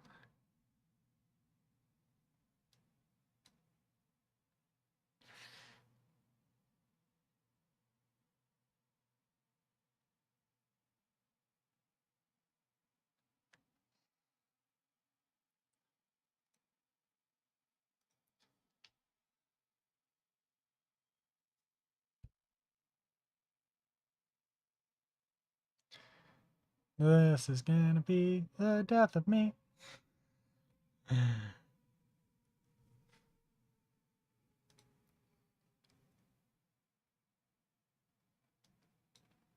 So it wasn't the transform.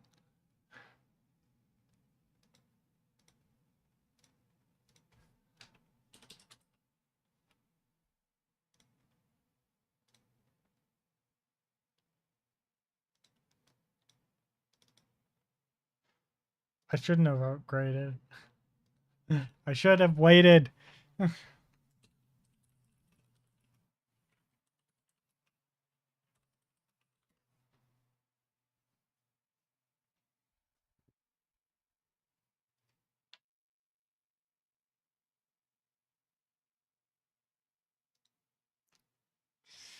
Do I go back?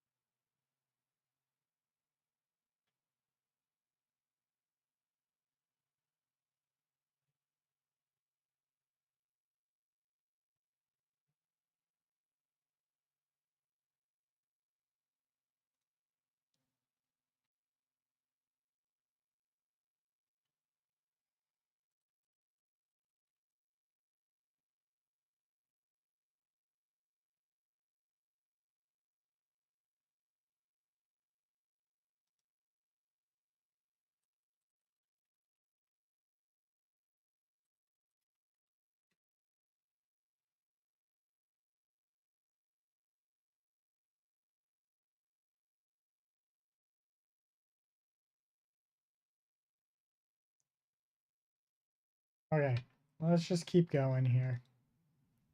All right, so what do we think it's? What do we think it is?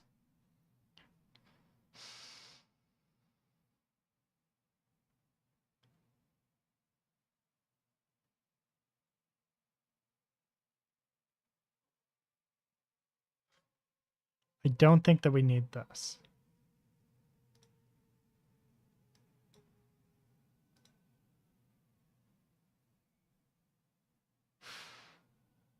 It was not that.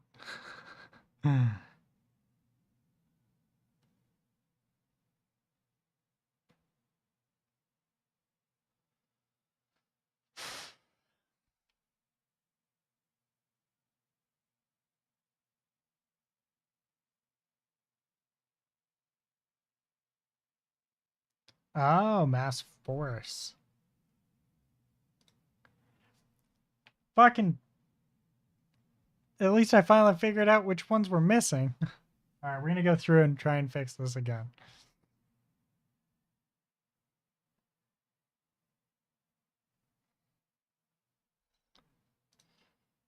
We got a little bit further that time. So we need the mass force fragment.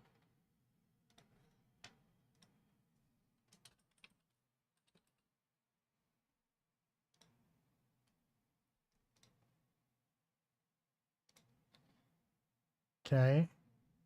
Mass assorted fragment trait was added multiple times.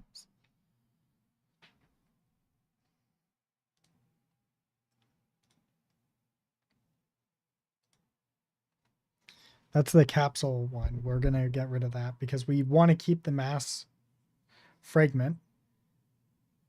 Mass LOD.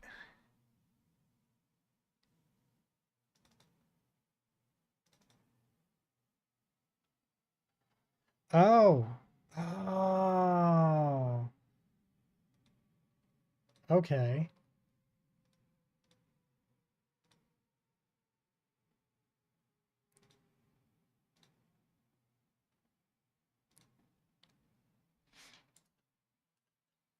So we want the mass agent capsule collision trait.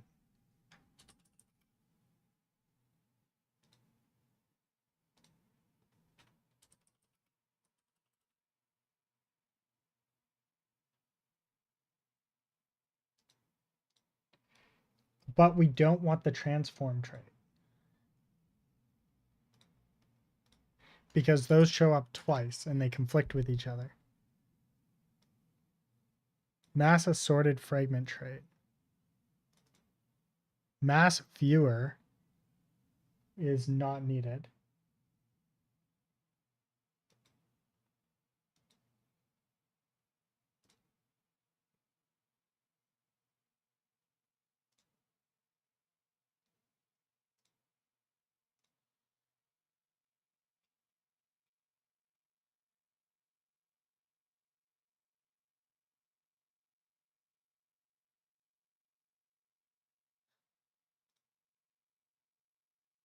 Okay, let's save everything and see if this crashes.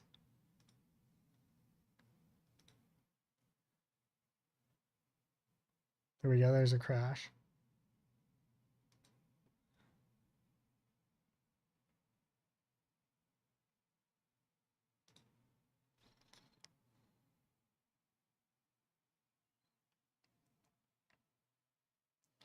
Invalid data pattern.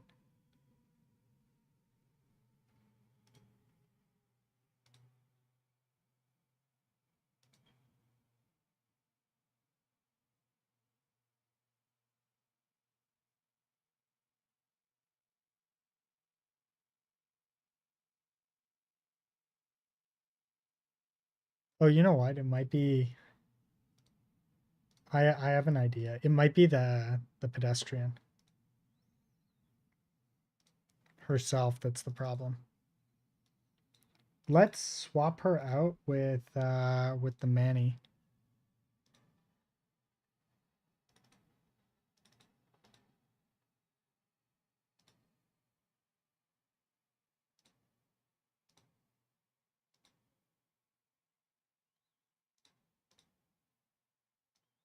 Because it might have to do with the LODs. Right?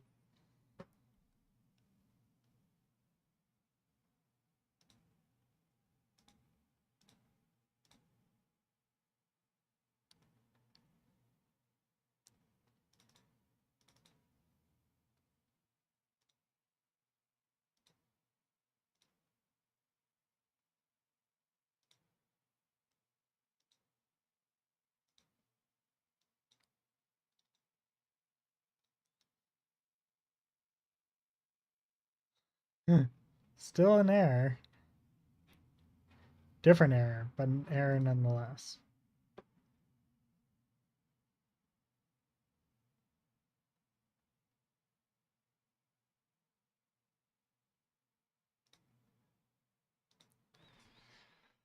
Ugh.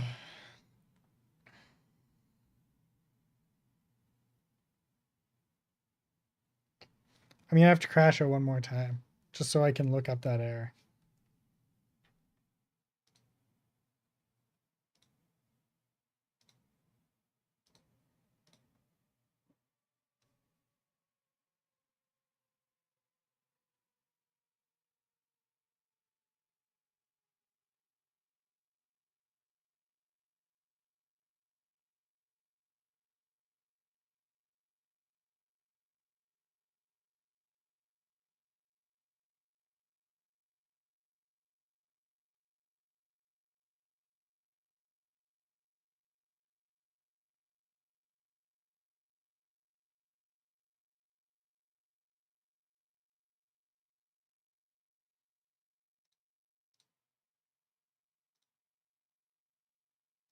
Okay.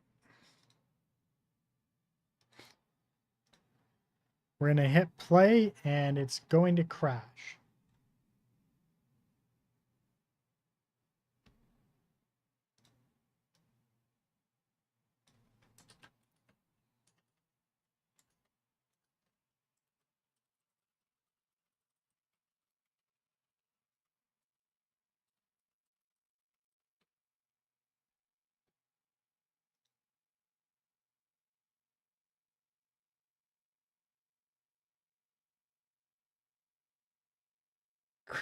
Crowd AOI wasn't even available at that point.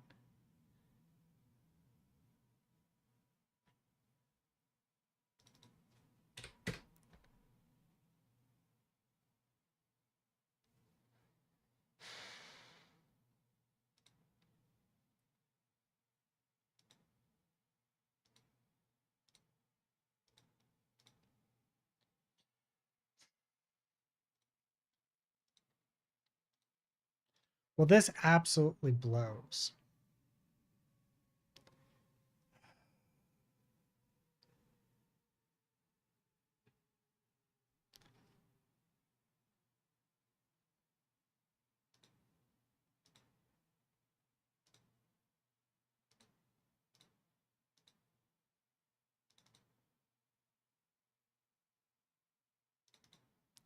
We're switching over back to 5.3. We're going to see if 5.3 fixes the problem.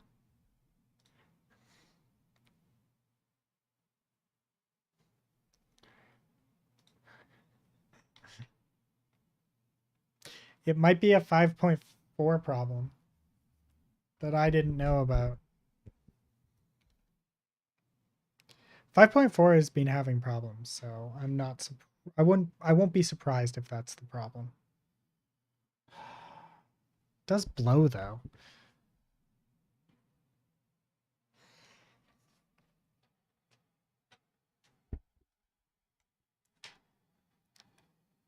I do get my stuff back though, so like I didn't lose anything.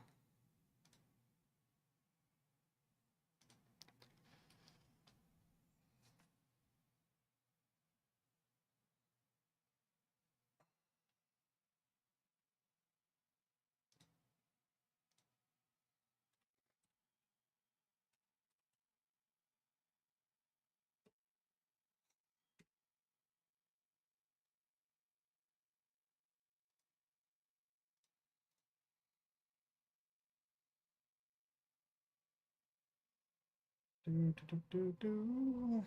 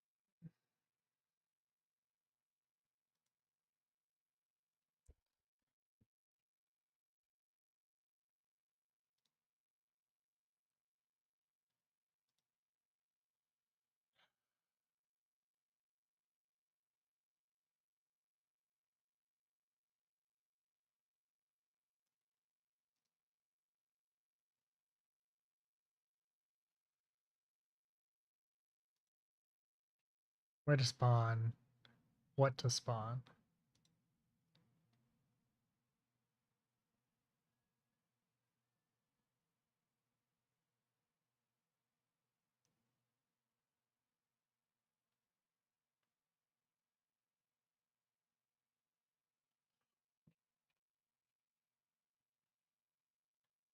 Hmm.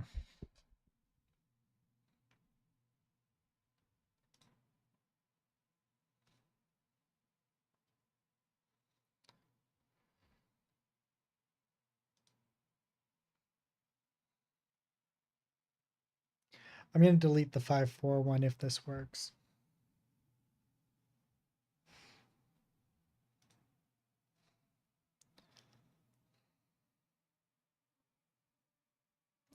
I am going to not use the same character though as I was doing last time, because I don't actually want that character to be counted, because that would counter as a target each one, and I don't know how that would work with the AI stuff or UI stuff.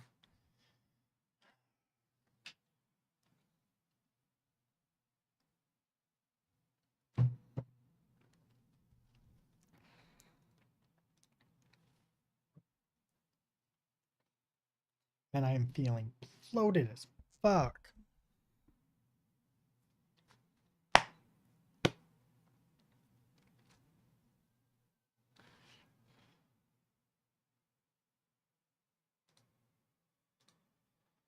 Close that.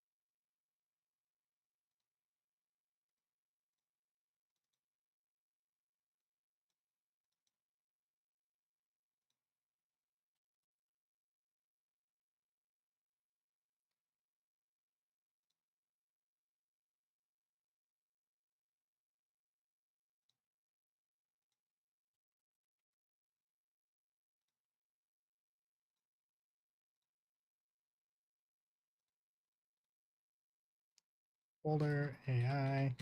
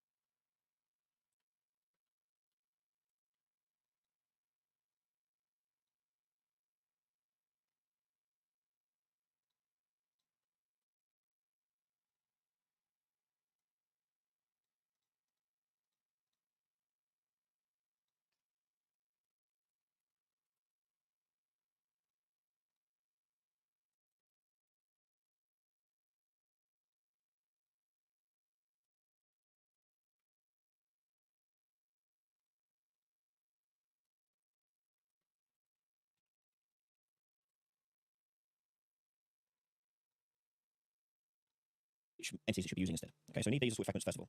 You can close that, and then we're going to add another one, which I've actually already done, for index 1 of the traits. So the first index we're going to add here is going to be agent capsule collision sync. This is going to sync up the collision of the capsule of the characters walking around him. And you can open these up, and in here we're going to turn off sync transform because we don't want it to move around because of it. We want it just to sync the direction from actor to mass. Mass actor to mass, yeah. We then want to go and add another trait, and this one's going to be agent movement sync. And this one we want the mass AI to move the agent around. So I'm going to change that to mass to actor. Add another one, and do agent orientation sync. And similarly, you can change from both ways to mass to actor. So once again, the mass AI is telling them which way they should be looking, which way they should be going, and how they should be moving. Okay, so that's getting the data and sending it back and forth to basic data. The next thing we need to do is set up the what is it called? Crowd member. So you click on crowd member. This is so you can identify and tag the actor as a crowd. Okay, and so it just comes into crowd member. The next one I'm going to add is the crowd visualization. And if you open this up, you can determine which actors used based upon which LED system is being used. So LED system is when your camera is far away from something, it will render something different from what it is if it's close up to something. So the benefits of this is like for performance reasons. If you're really, really far away, you don't want to bring in high detailed actors with complex behaviors on them. You don't really need that stuff.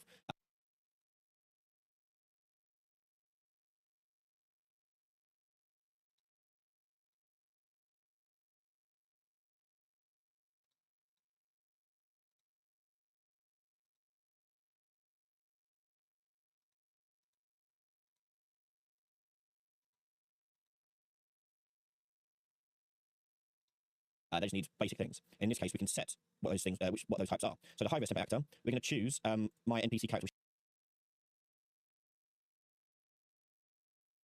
Wait a second.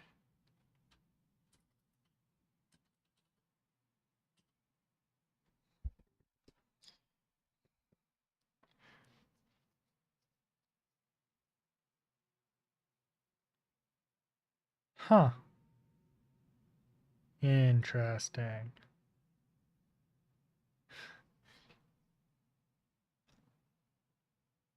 We'll come back to that.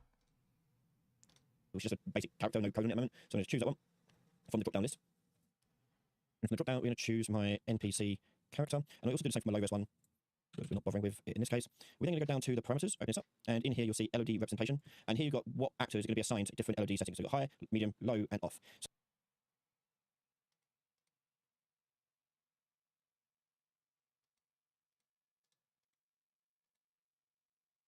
What is that in? That's in parameters.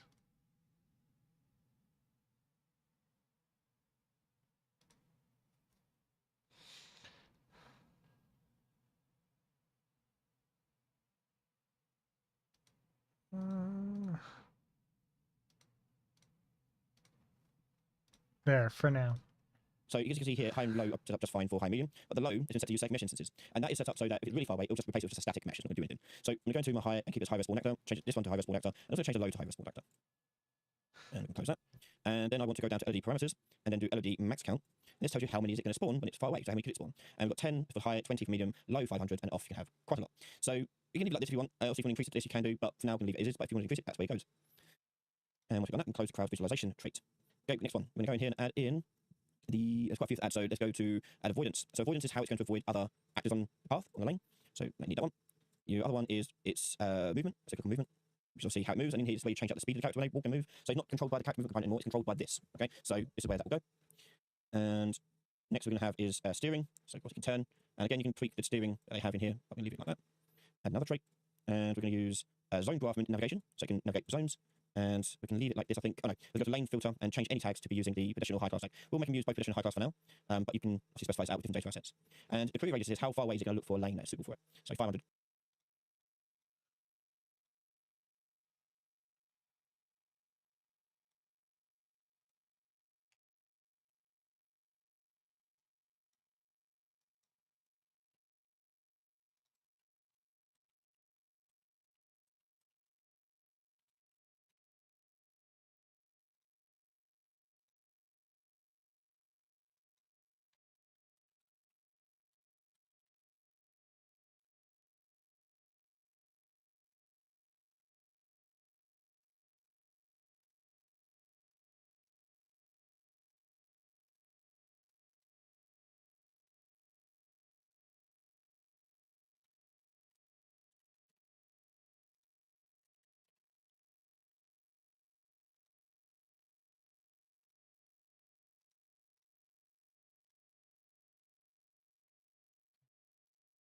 Just fine. And close that. Next one we're going to add to it is going to be LOD collector. So this is going to basically just fetch the data it has before the LOD system, so it can be used for the visualization stuff. Smooth orientation. So if you want to turn smoothly and like interpolate between rotations, you need smooth orientation. And again, you've got settings here we can tweak and change all those things there, but we can leave them as default. Anything else I'm missing? We have a quick look. Remember, you've got that. If you want to look at something, you've got that there. Oh, navigate obstacle. We need navigate obstacle, so you can walk around objects. And we will need state tree. Eventually, we'll do it in the next part. I think that's it for now. So you're going to hit save and close this. Now, again, spawning and using. Okay, so if we come into here and we go to the city,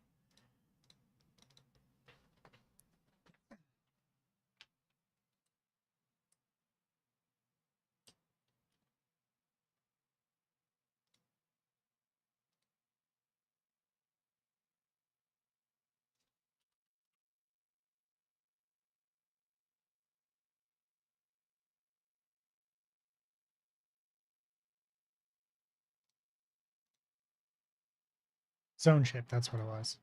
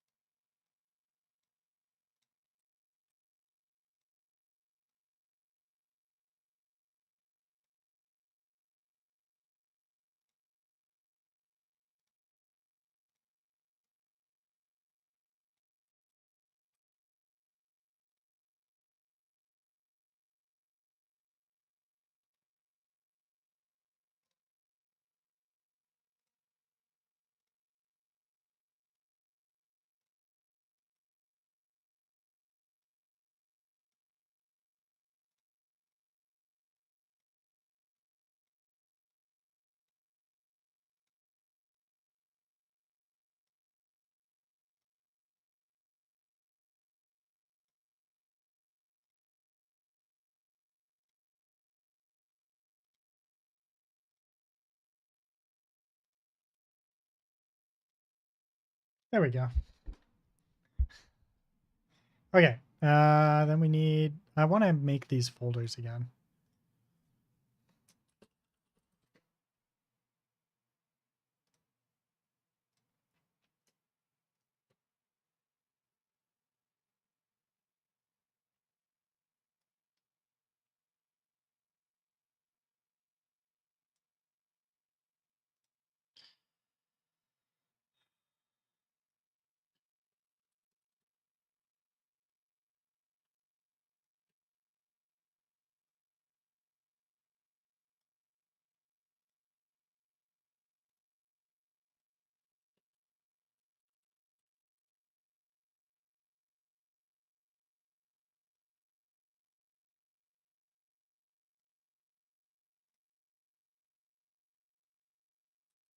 There we go.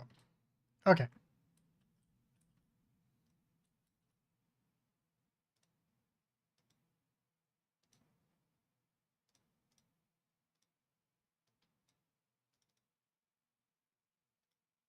Is we go to our NPC and add in our mass agent component. And this is where you define your agent over here. So go to parent and choose a data asset. And below that, you can add more traits to it if you want to add specific traits that are particular to this type of character. So, for example, Carl will have slightly different traits than a person, so you can customize it somewhat there. But for now, I think that's it. We can leave that as that, compile and save.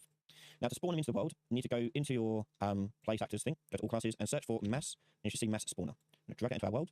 And on the right hand side, we can choose the count of how many we're going to spawn in, 10, for example. The entity types, we're going to click on the add arrow and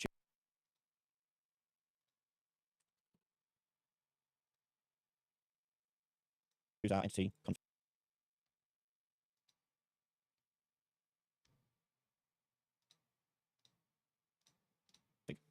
To add more, you can do, so you can like change proportions of them, so you can have like 50% one, 50% the other, or however you want to break it down. We've only got one, so it doesn't really matter. On the spawn data generators, this is where it's going to spawn the object. So you've got two options for this. You can add a zone graphs, or you can add EQS spawn points. We've got zone graphs, so we're going to keep it on zone graphs. And again, you can add multiple to that if you wish to as well. And that's it, I think. So the last thing we'll do is just go to build and do build a zone graph. And there you go. Now you can see the zones and where they Build.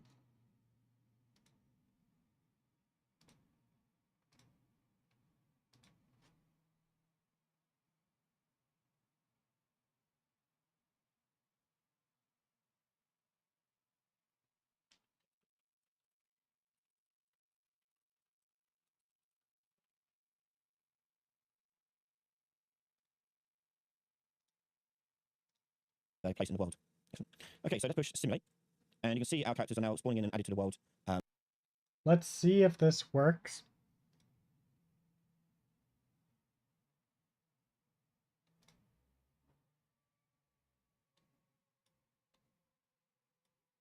Oh my god, it does. As you can see. Now, you are going to get warnings in the corner saying some fragments added with multiple traits and can only be added by one. It's just a warning. It's not ever going to cause any major issues. It's just an experimental feature, so it's just something that is overlooked and they need to get rid of. Basically, what it's saying is like those traits that you add, they add their own sort of fragments to it, which conflict with other fragments in other traits that you've already added in. So you get like a clash, and it's only going to pick the first one that it has. So it's not in the world. It does have the fragment already. It does just saying you've got wasted stuff in here. Hopefully they fix it when they come to release mass properly and take that stuff out. But as you see, they're not moving. They just stand there. And yeah, next part we're going to make them move around.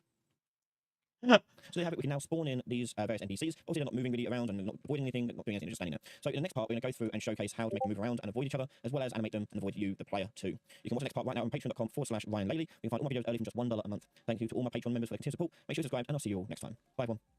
That was a weird just hitch right there.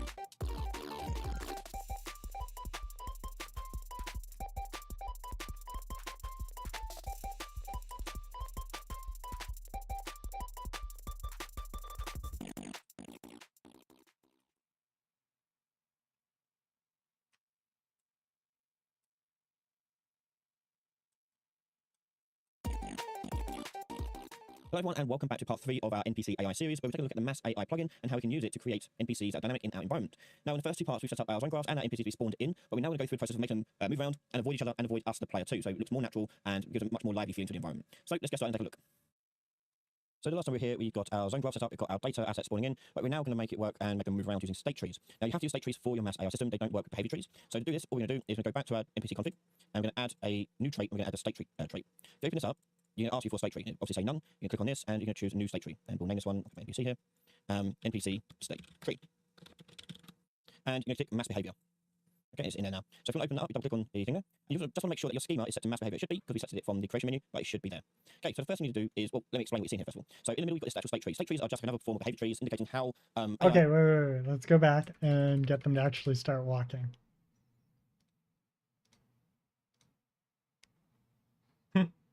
Oh, I'm so happy. Take a look. So the last time we were here, we've got our zone graph set up, we've got our data assets spawning in, but we're now going to make it work and make them move around using state trees. Now you have to use state trees for your mass AI system. This is video 3. So we're going to copy and paste that over so everybody can see it if they want to follow along. They don't work with behavior trees. So to do this, all we're going to do is we're going to go back to our NPC config, and we're going to add a new trait. We're going to add a state tree trait. If you open this up, you're going to ask you for a state tree. Obviously say none. You can click on this, and you're going to choose a new state tree. And we'll name this one, NPC here, NPC state.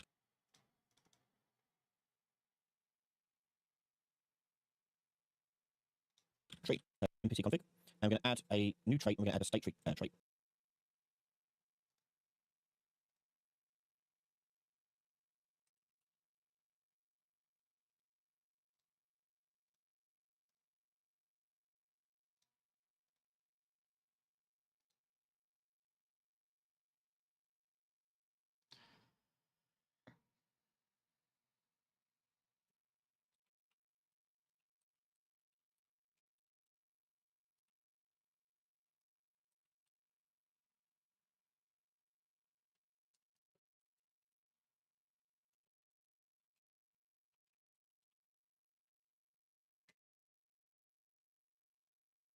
If you open this up, you're going to ask you for a state tree. Obviously say none. You're going to click on this, and you're going to choose a new state tree. And we'll name this one, NPC here, NPC state tree. And you're going to click mass behavior. Okay, it's in there now. So if you want to open that up, you double click on the thing. There.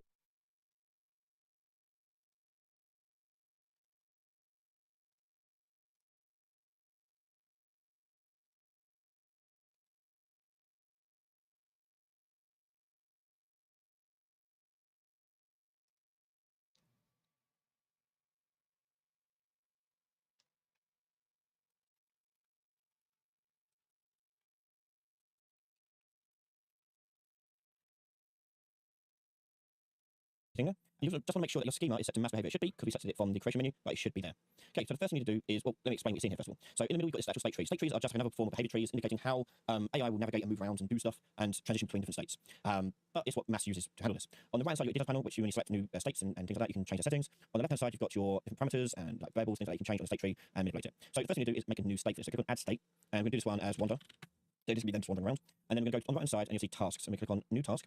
And from the empty folder, you're going to go to ZG for zone graph, and we'll do path follow. As you can see, we're going to do find wander target. We'll do that. So find wander target first of all, and this task, if you expand open and expand open again, you'll see you can assign what tags you want to use. So it's going to find a wander target inside the zone graph.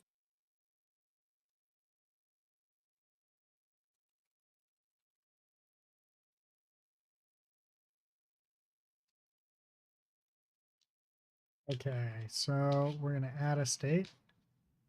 I'm going to call this wander, because that is actually what they're doing. And then... And for zone graph, and we'll do path follow. As you can see, we're going to do... And we're going to go to tasks. We're going to add a task, and this task will be... find wander target. We'll do that. So find wander target first of all, and... Find wander target? This task, if you expand open and expand open again, you'll see you can assign what tags you want to use. So it's going to find a wander target inside the zone graph that you've assigned to it. So we're going to do pedestrian and high class. Minimize that, and we're going to add another task to it. And this next task is going to be path follow. And we're going to open this up, and we are going to change the target location to ZG find wander target, and then wander target location.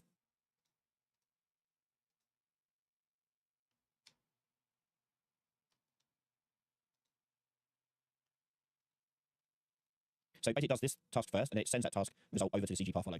So it'll follow along the path. Movement style, we'll leave it as invalid. Speed scale, we'll leave it like that as well. Now with state trees, you do have to take what will happen after the state's finished. So once it's done this wander and does this, you'll see it's missing transition. We just want it to restart and just keep going in a loop. So you can go to transitions on the right hand side, add a transition, and open this up, and you want to change this to be on state completed, transition to root. Okay? And that means it's going to go back to the start and go back through the state tree again. So it's a very simple state tree, compile, and that should be okay. So let's now go into our game, push simulate. And now we can see our characters can move around the scene just... Wait for it.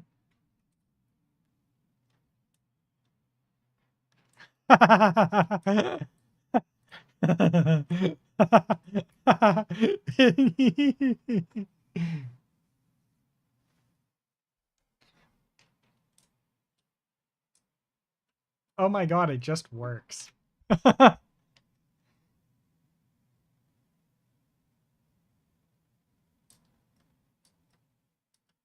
Whee!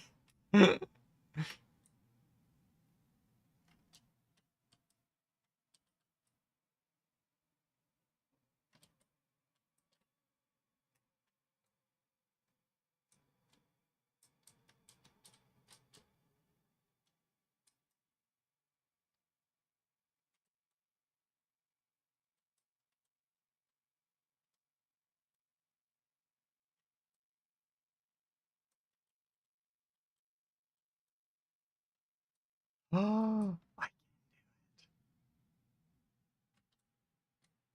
wait, there's one. Do these respawn?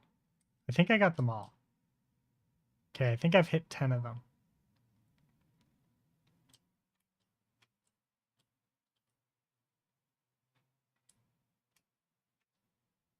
Oh, they disappear. Oh, and they come back after they die. Oh, it's perfect. Oh my god, it's perfect.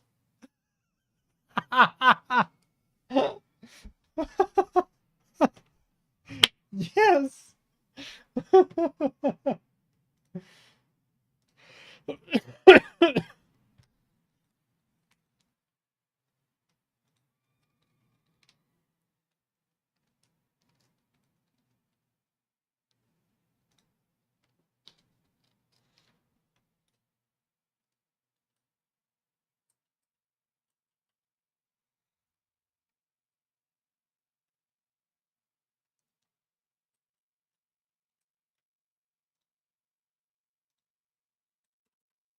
Let's see how this holds up to 100.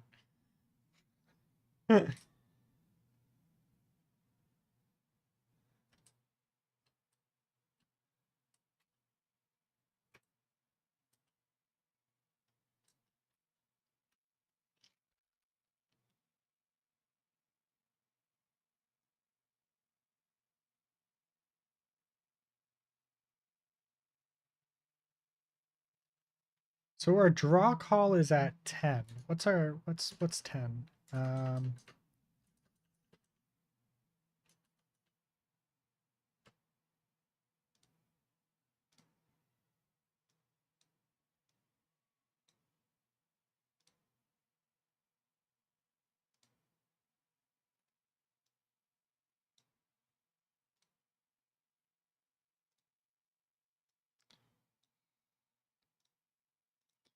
FPS to MS.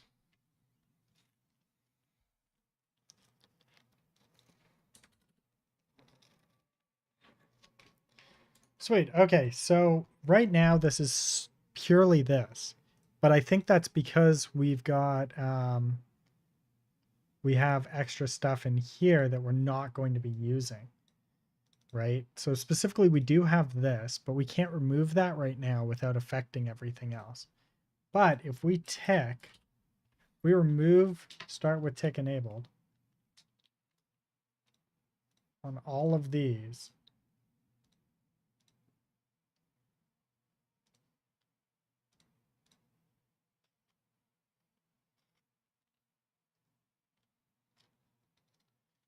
We save compile, come back into here, we hit play, we turn around, we face this. Our FPS is trash beyond belief.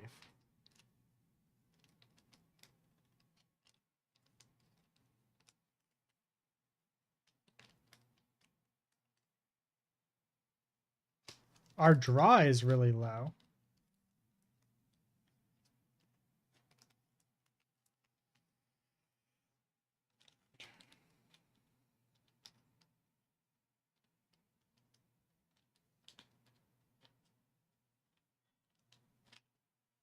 Our draw is actually super low.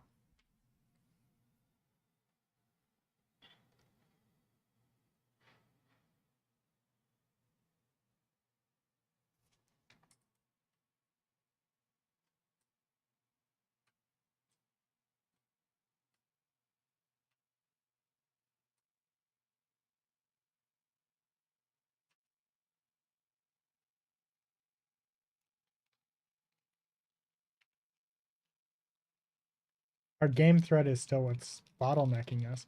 22. 22, eh? But it's not too bad, but this is really, really bad.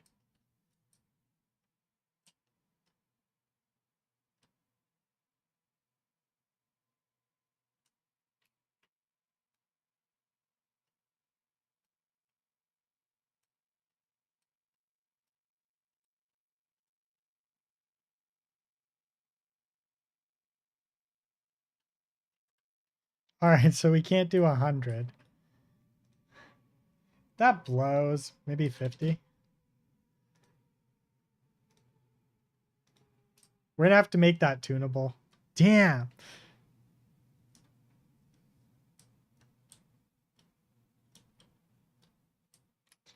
I think I can probably figure out a way to bring these guys down.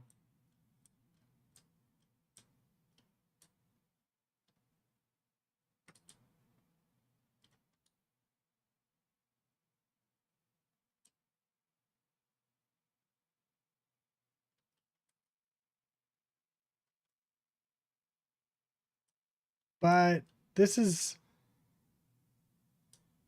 definitely amazing. I'm a big fan.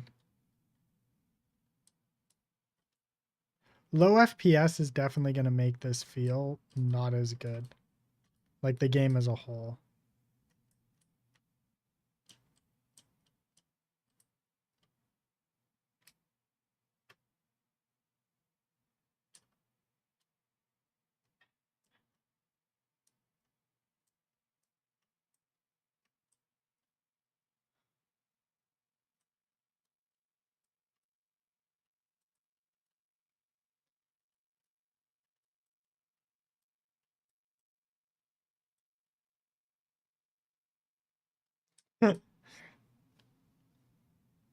We have to get the animation tick async. Actually, project settings.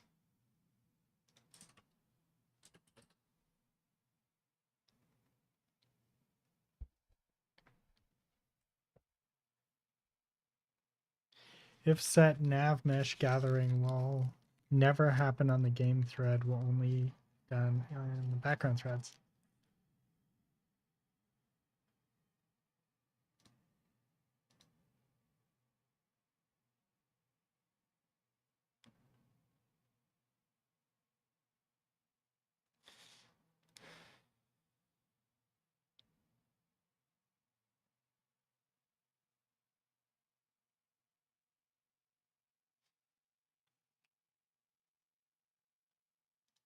This might make some things a little bit more performant because there's all the nav stuff that needs to be calculated. No, it's still pretty bad.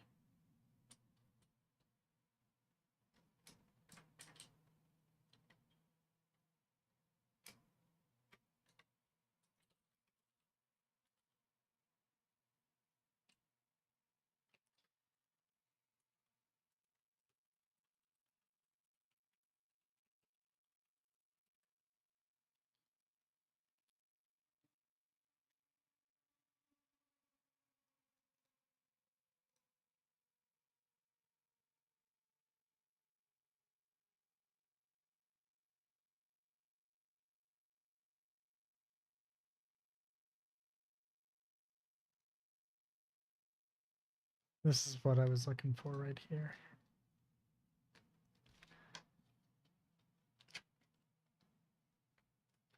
Dump tech.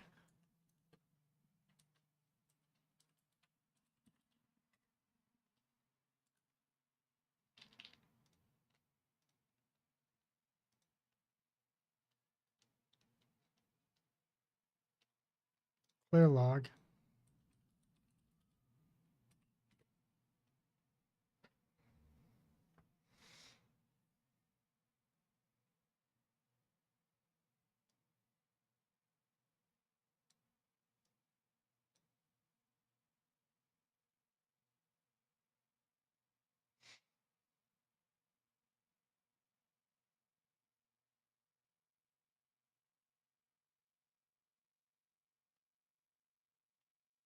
Oh, yeah, because they're all physics assets.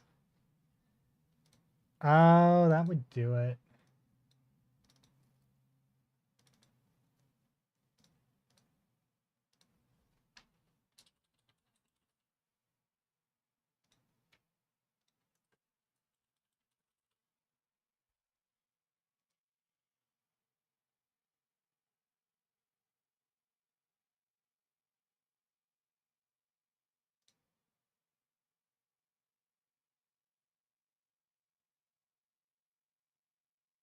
Yeah, okay.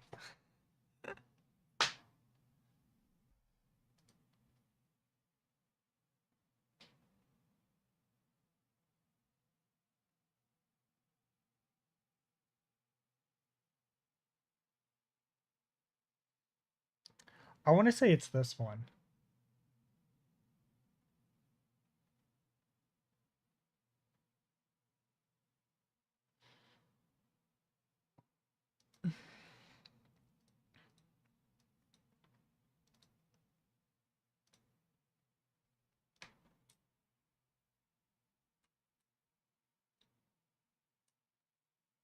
Now we're not going to be able to touch these. Yeah, that's what I thought.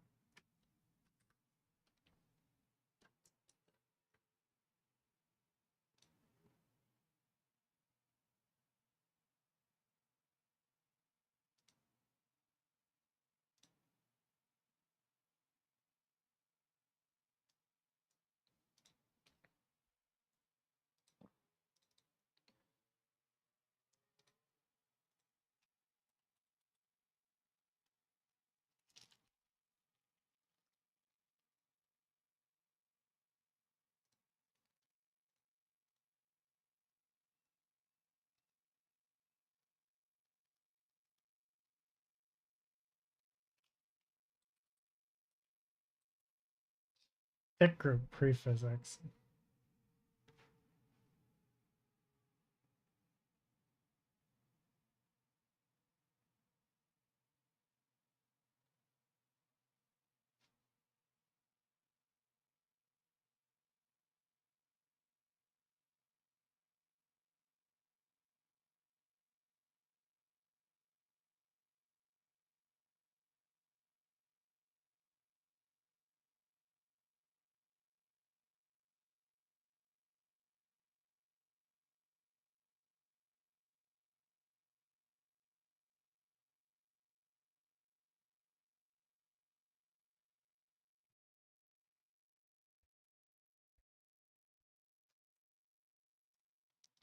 All right, let's get a better idea.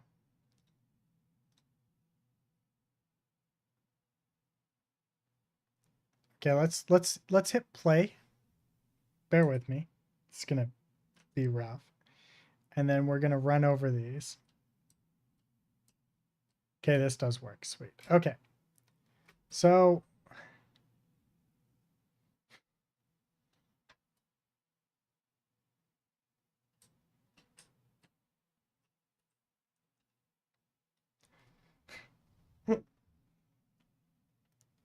I do wonder what would happen if we switched her off from her over to Manny. So we're also going to do that. Okay, so we're going to come here and we're going to go to Quinn. Simple. And we're going to leave this on a walk.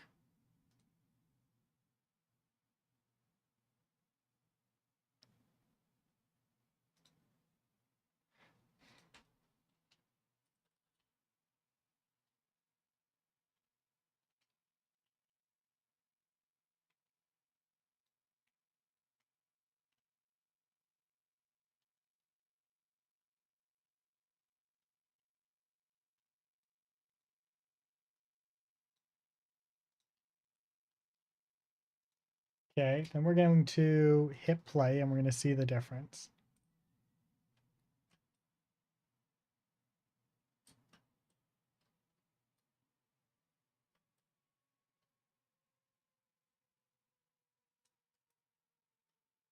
Okay, so we're fine. We're fine with this.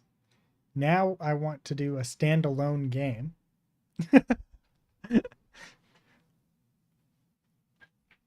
and we're gonna take a look at the FPS in here.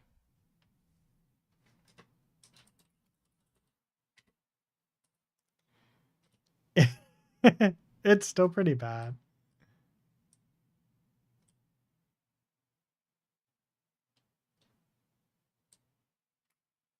That was really exceptionally bad.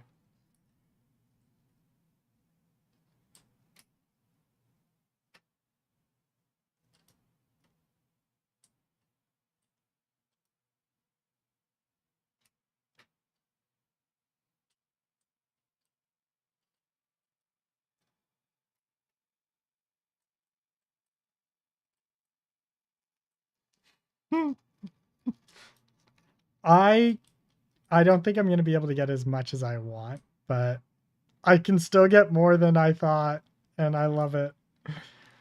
Ooh, I fucking love it. Wait, do they not walk? Are they not walking?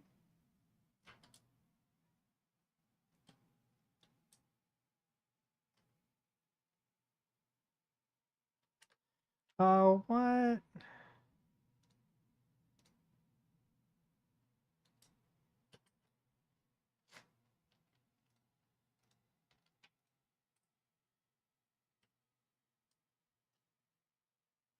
Oh, interesting.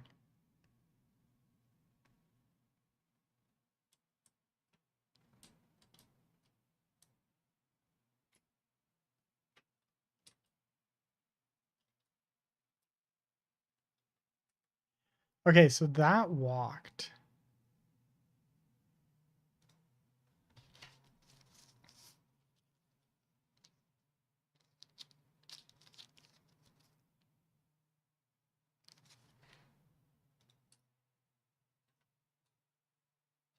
Here they don't walk. Wait, so if I do a build, if I actually build this,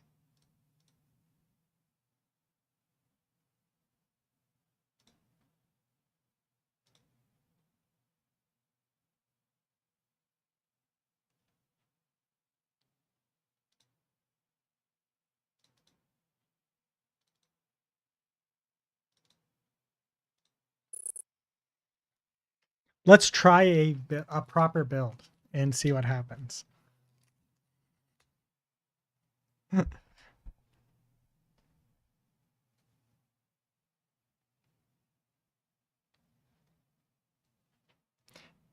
I think part of the problem is that there's actually a lot of meshes walking around here, and we need to not do that.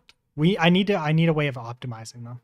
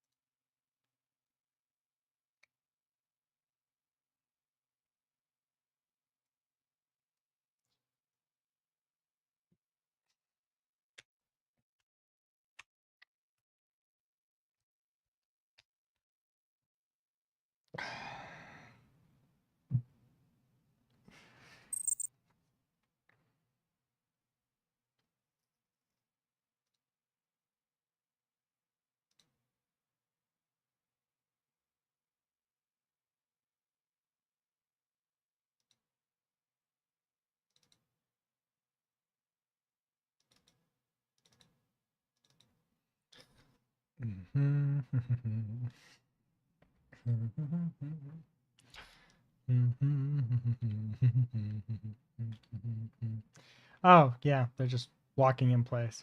This has to do with a tick then. One of my ticks needs to be brought forward. Okay. That sucks. I think I know exactly which tick it is.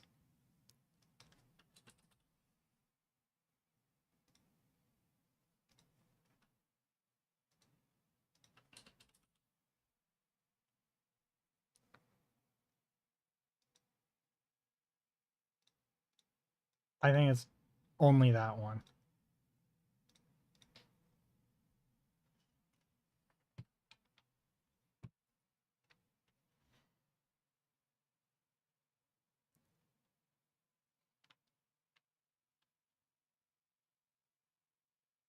It was not. Okay, not that one.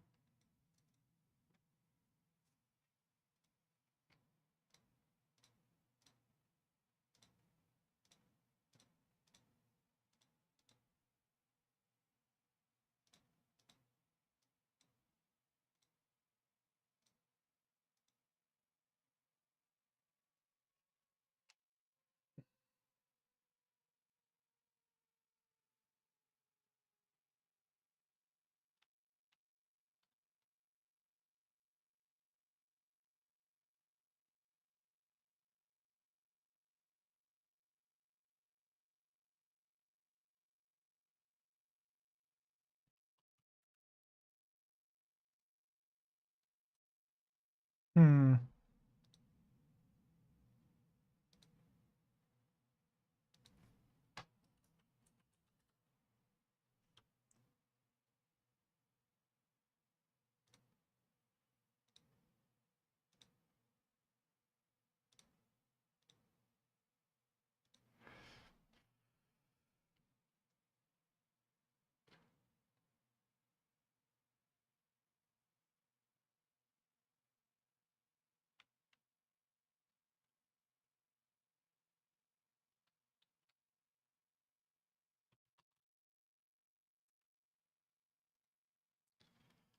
Huh.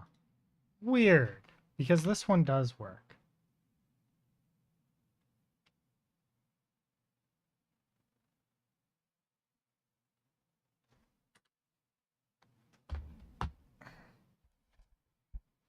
Then why is it not moving?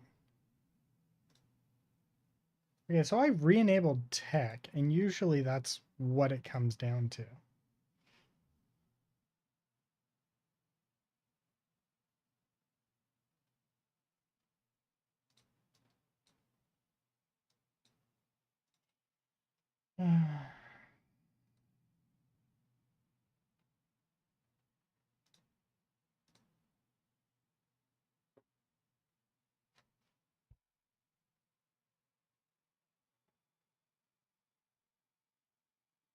Okay, so these two are ticking the same way.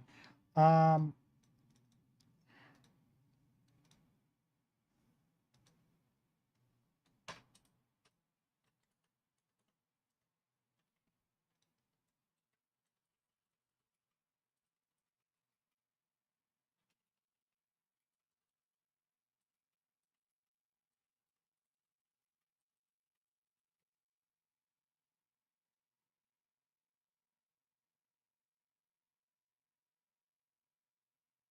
oh, you need to add a nav mesh. Maybe? Ah, we'll try it.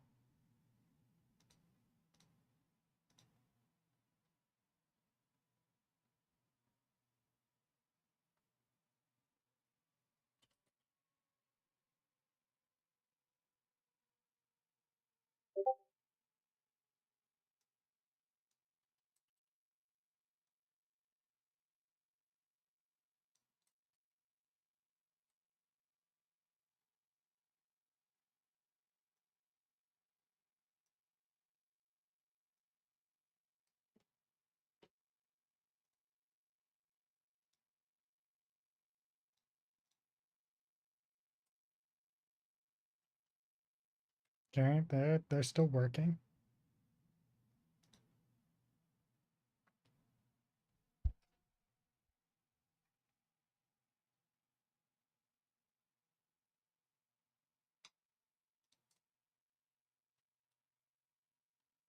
Okay, so it wasn't the nav mesh.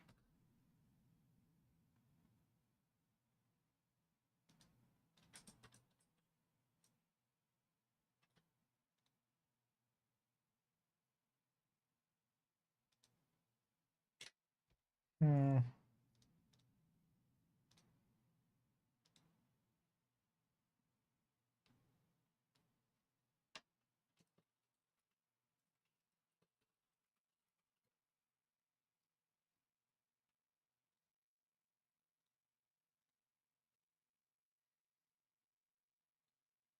Uh,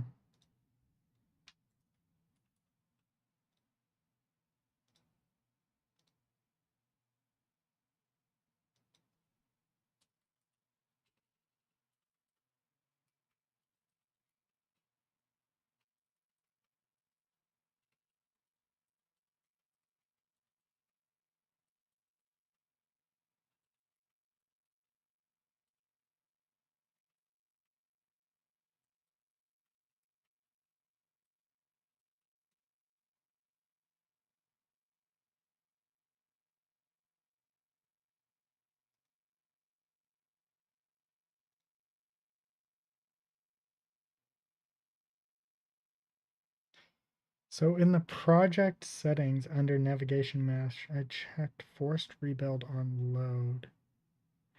Change runtime generation to dynamic.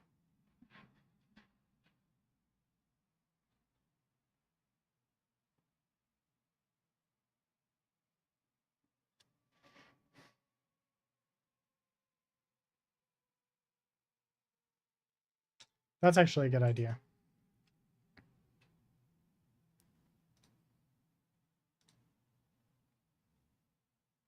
Let's take a look.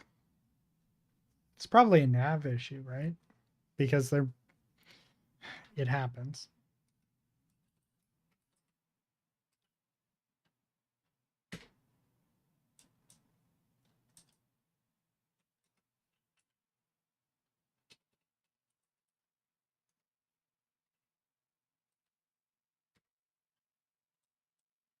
Well, the navigation's there.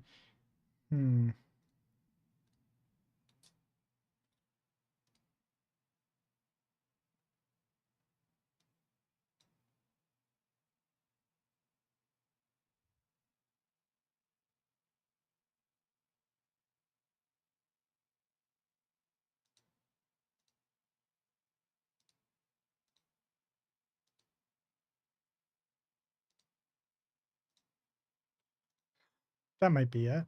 That might be part of it.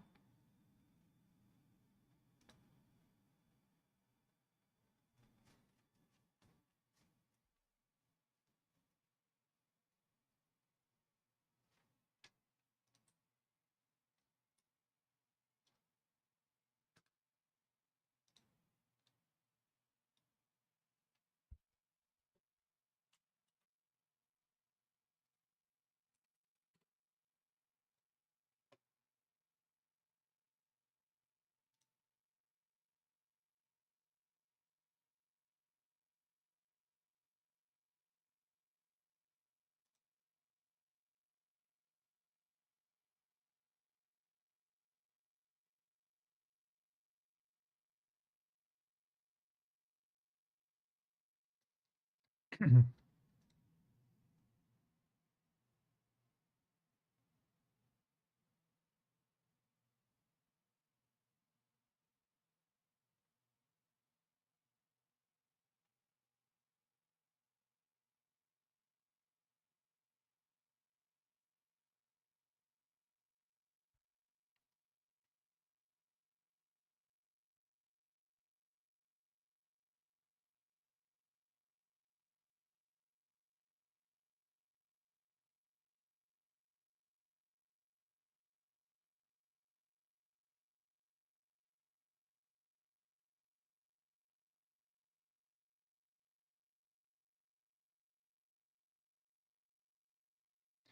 don't know why this isn't working.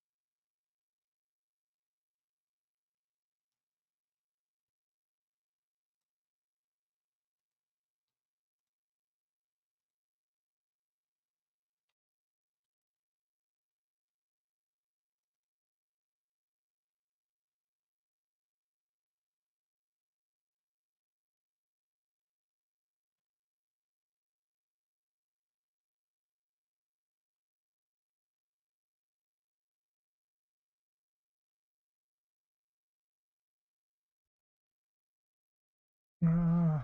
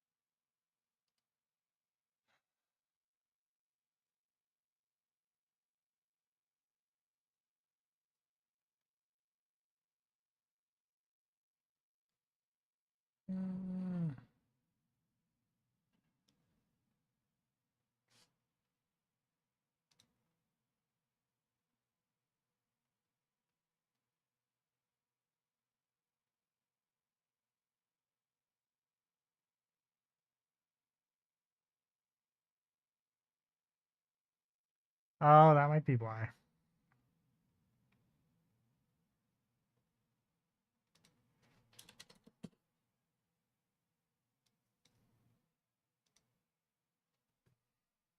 I might have that too high. I don't think it's that, but yeah. The game operates way better now that we're...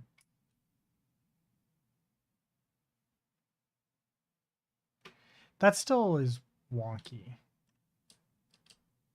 That frame hitch right there. Still don't know why these guys are not walking around.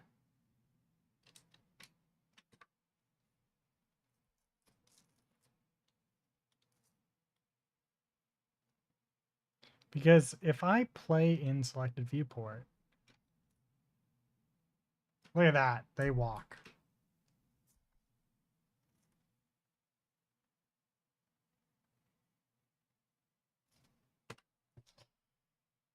Oh, I'm gonna have to do some research. I will. So I got a message from one of my buddies. I'm not gonna be around tomorrow because I'm going to be out for dinner. So I'm gonna take tomorrow off. I haven't taken a day off in a while. Anyways, I will do that, and I will catch you all on today's Wednesday, tomorrow's Thursday, Friday. All right, see you Friday. Ta-ta for now.